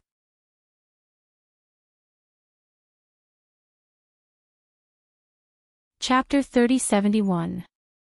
Xiao Mu hastily stood taller, and she saw the two clumsy giant bears charging towards the campsite while leaving a deep pit in their wake, one higher than the other, lower than the other. Many people were startled by this boorish roar and hastily ran out of their tents. They couldn't help but be shocked when they saw it. One of the bears with brown fur flattened a tent with a stomp. It stomped over the dilapidated tent and swung its fan-sized paw forcefully, immediately sending the slowest runner flying. Pfft, that runner spat out a mouthful of blood and crashed into a large tree nearby. He directly rolled to the ground and immediately lost consciousness. Arbor's eyes widened slightly. Where did these two bears come from? Judging from their combat strength, they're at least level 10 spirit beasts. Situ creased his brows. A level 10 spirit beast's combat strength couldn't be mentioned in the same breath as a level 10 great spiritual master. To put it bluntly, 2 level 10 great spiritual masters might not even be able to kill a level 10 spirit beast. This kind of disparity was mainly due to the fact that spirit beasts were more powerful. Prepare for battle. Everyone gathered forward one after another, each of them summoning their own weapons from their own consciousness, ready for battle. Go! Lady Jojo swung her small arms and calmly stood on a rock. She gazed at her little companions, and after she gave the order, they all executed their movement techniques and flew over. The Seacone Planet battle team was very experienced in group battles. After charging over, they each took up their respective positions. Duanmu Qing used the power of his wooden vines to wrap around one of the giant bear's thick legs. Little Fatty, Lu Yu, and the others then followed suit and freely sent their spiritual energy towards the giant bear. Qi Xianxian stayed behind to launch a sneak attack. As she fought, she turned her head and saw the little stoic expressionlessly standing far away from them, calmly observing the situation. She couldn't resist covering her face and laughing involuntarily. The stoic face, this swindler, when he ordered, "Go, just now," it turned out that he wanted them to go since the Seacone Planet battle team went up to take on one of the bears, Situi, and the others went to attack the other one. Fire-smelting city and ice-sealed city added up to more than 10 people. Dealing with a black bear was a simple matter. Yu Xiu rushed over with a stream of fire. Everyone rushed forward in a flurry, and all kinds of spiritual energy smashed towards the unlucky bear's body. The big bear arched its body and couldn't help but bear the attacks of the crowd. There was a slight pained expression on its face. "Stop!" The little stoic's icy voice abruptly rang out. As a result, it was as if someone had pressed the pause button. Everyone stopped what they were doing and turned to look in her direction with a blank expression. The little fellow had short arms and legs, so everyone had to look down to see her. The little stoic's face was expressionless as she pattered towards them with small steps. Chen Baojia and the others, who had been chased by the 2 bears, were now sitting on the ground, panting heavily. Seeing Situi and the others stop, Chen Baojia couldn't help but cry out unwillingly, "Why did you stop? Kill them quickly. Who knows how many people in our team have been harmed by these 2 damned bears." However, no one paid attention to her. Everyone dispersed to the sides in an orderly manner, opening up a path that could allow the short legs to pass through. Sir Jojo stood in front of that black bear.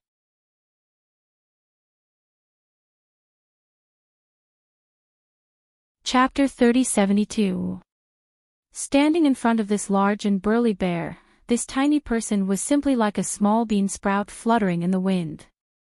She was so frail that she was pitiful. The little fellow raised her small hand and expressionlessly patted the bear's thick thigh. Everyone couldn't help but look at her with a dark expression. They couldn't understand this child's actions. Previously, she was the one who told them to attack, and now, she was also the one who told them to stop. Jojo's thoughts seemed to be a bit hard to guess. The blue spirit snake emperor that was coiled around the little fellow's hand and playing dead all day suddenly moved. It slightly raised its small snake head and bared its fangs at the large bear in front of it. This blue spirit snake emperor was a peak-level spirit beast. Any beast below a divine beast could only crawl in front of it.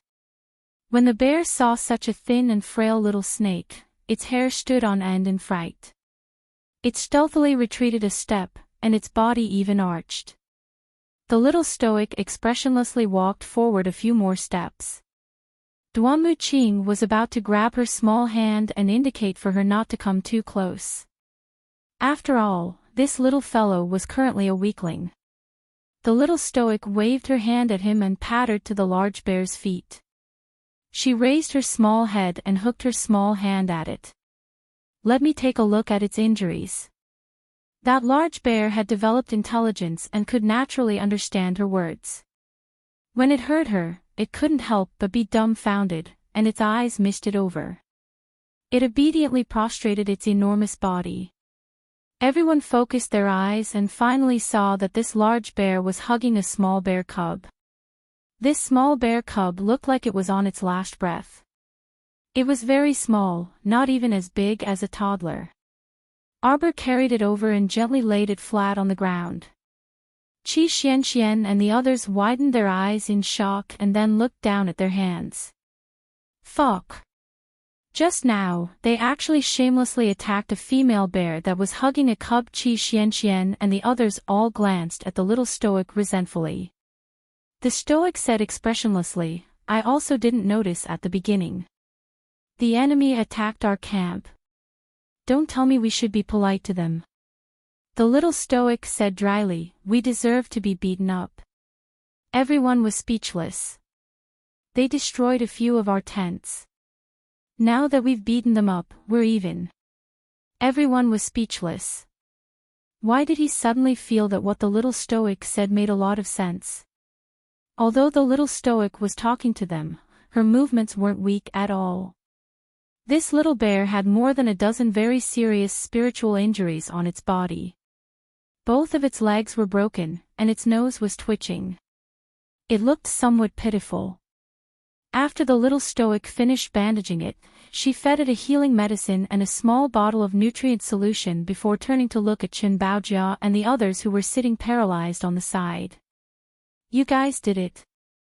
Chen Baojia was obviously choked by this question. Looking at the little stoic's pitch-black icy eyes, a trace of anger involuntarily surfaced in his heart. "So what if we did it? Who doesn't capture spirit beasts like this?" Chen Baojia stiffened her neck and scoffed. "You speak as if those spirit beasts around you followed you here of their own accord and you've never captured them before." The little stoic blinked and nodded apathetically at her. She carried the small bear cub to the large bear's feet and patted its thick thigh. Only then did she turn around and say to Qi Xianxian and the others, "Let's go." "Hey, where are you guys going?"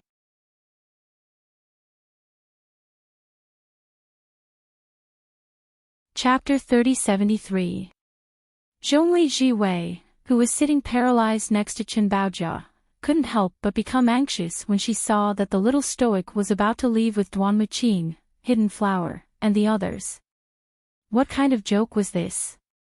Their current combat strength simply wasn't enough to continue fighting with the two large bears. If the little stoic led them all away, then how were they going to fight with the bears later? Most of them were below level 10 spiritual cultivators. For example, the person running at the very back just now was merely a level 7 spiritual cultivator.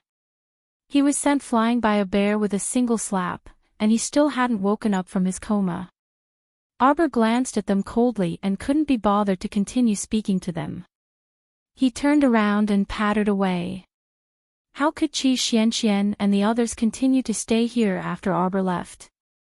They hastily left with Sir Jojo. "Hey, wait. You guys." The Flying Sword Academy students couldn't help but become anxious. Judging from the little stoic's appearance, she really didn't seem to be joking.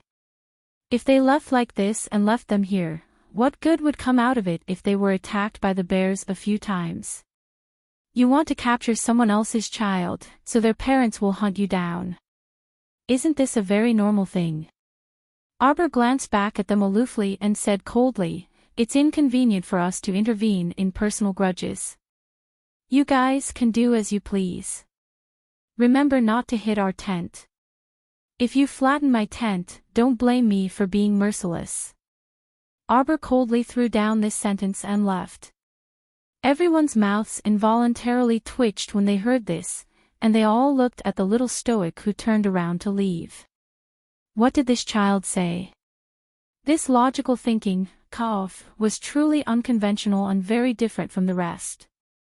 But for some reason, Situi and the others actually felt that what their little junior sister said was very reasonable. They really couldn't find a single mistake. Was it because they were led astray by the little stoic's bizarre thinking? Chen Baojia, Zhongli Jiwei, and the others were even more flabbergasted and fumed with anger. The little stoic meant that they couldn't even compare to a lousy tent. How could she say that? Therefore, she felt that speaking with this stoic face really required a very strong psychological endurance. Otherwise, she would most likely be angered to death.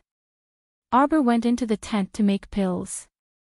He threw out a soundproof talisman to block out the sounds outside. Who cared what was going on outside? What did it have to do with her? Chen Baojia, Zhongli Jiwei, and the others were really unlucky.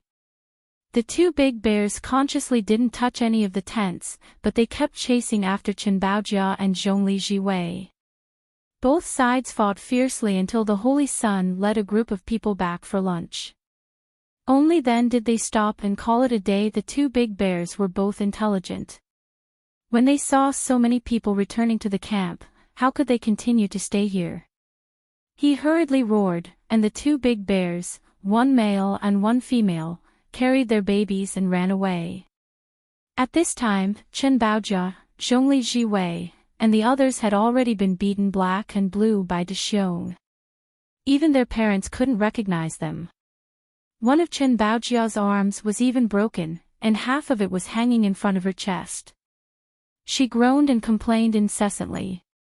Zhongli Jiwei was even more unlucky. Both of her eyes were bruised, half of her face was swollen, and her eyes were bloodshot. She looked very unlucky.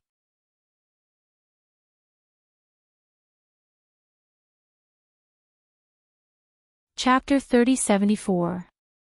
Damn it.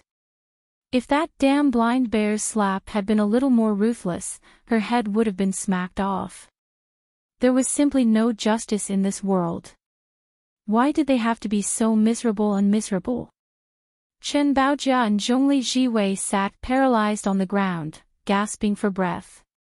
When they saw Holy Sun Mi Yen, they couldn't help but start crying. Sir Holy Sun, you have to uphold justice for us. How can there be such a narrow-minded, vicious, and treacherous person in our team? We can't continue traveling together with this kind of person. If this continues, we'll all be killed by her sooner or later. Zhongli Jiwei shrieked. She must be chased out of the team. Right, chased out of the team. Immediately chased out of the team. The people who were also ravaged to the point that their parents couldn't recognize them also clamored along with Zhongli Jiwei and Chen Baojia, agreeing with their views. Originally, they didn't have much enmity toward the little stoic. But after coming into contact with her today, they felt like their hearts and lungs were about to explode from anger. This person could actually look on helplessly as the blind bear tortured them like this. She clearly had the strength to save them, but she didn't do anything. Not only did she not do anything, but she even instigated her companions not to do anything. What kind of godly thinking was this? Could it be that your conscience doesn't hurt at all by doing this? What happened? Holy Sun Mi Yen had just returned, so he naturally didn't know what was going on. Seeing the miserable state of Zhongli Jiwei and Chen Baojia's group, some compassion and sympathy arose in his heart. God loves the world. The Holy Sun stretched out his hands, revealing a compassionate expression of a Holy Father. What exactly happened? Since we're a team now, let's head to the Sun Moon Temple together for practical training. Then if there's something within my power, I'll do my best to help everyone. Sir Holy Sun. Chen Baojia immediately became spirited when she heard this. She wailed dryly as she scrambled to the front of the Holy Sun, hugged his leg, and continued to bawl. Look at us. Isn't it miserable? Isn't it pitiful? It's all because of that stoic face. It's all because of her. Because of her. Arbor opened the curtain and walked out of the tent, just in time to hear Chen Baojia's demonic voice. Who did she hurt? She beat them up. Did she summon the bear? How did she suddenly become the culprit? She must be kicked out of our team immediately. Kicked out of the team. Sir Jojo couldn't help but snort in disdain. This group of people was really whimsical. She calmly walked over and stood in front of Holy Sun Mi Yen. She said coldly, "Who wants to kick me out of the team?" "Me!" Zhongli Jiwei screamed. She pointed at the wound on her face and angrily roared, "Look at what I've become. You woman, you, hey, why are you being so loud? Who's deaf? Can't you speak properly?" Qi Xianxian interrupted her in annoyance. You. Lord Holy Sun. Zhongli Jiwei shouted angrily, "I feel ashamed to have such a teammate." "Who's your teammate?" Arbor tilted his head and glanced at her with disdain. "Tell them who we are." Qi Xianxian, Lu Yu, and the others looked at each other. They pulled out a dagger at the same time with 5 large words engraved on the hilt. Seekong Planet Battle Team was vivid in their minds. Everyone's lips involuntarily twitched. You're tuning into the LoveLore Library YouTube channel.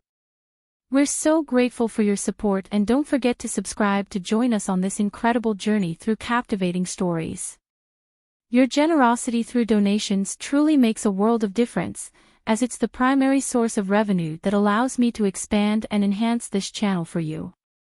Thank you from the bottom of my heart for being a part of this adventure.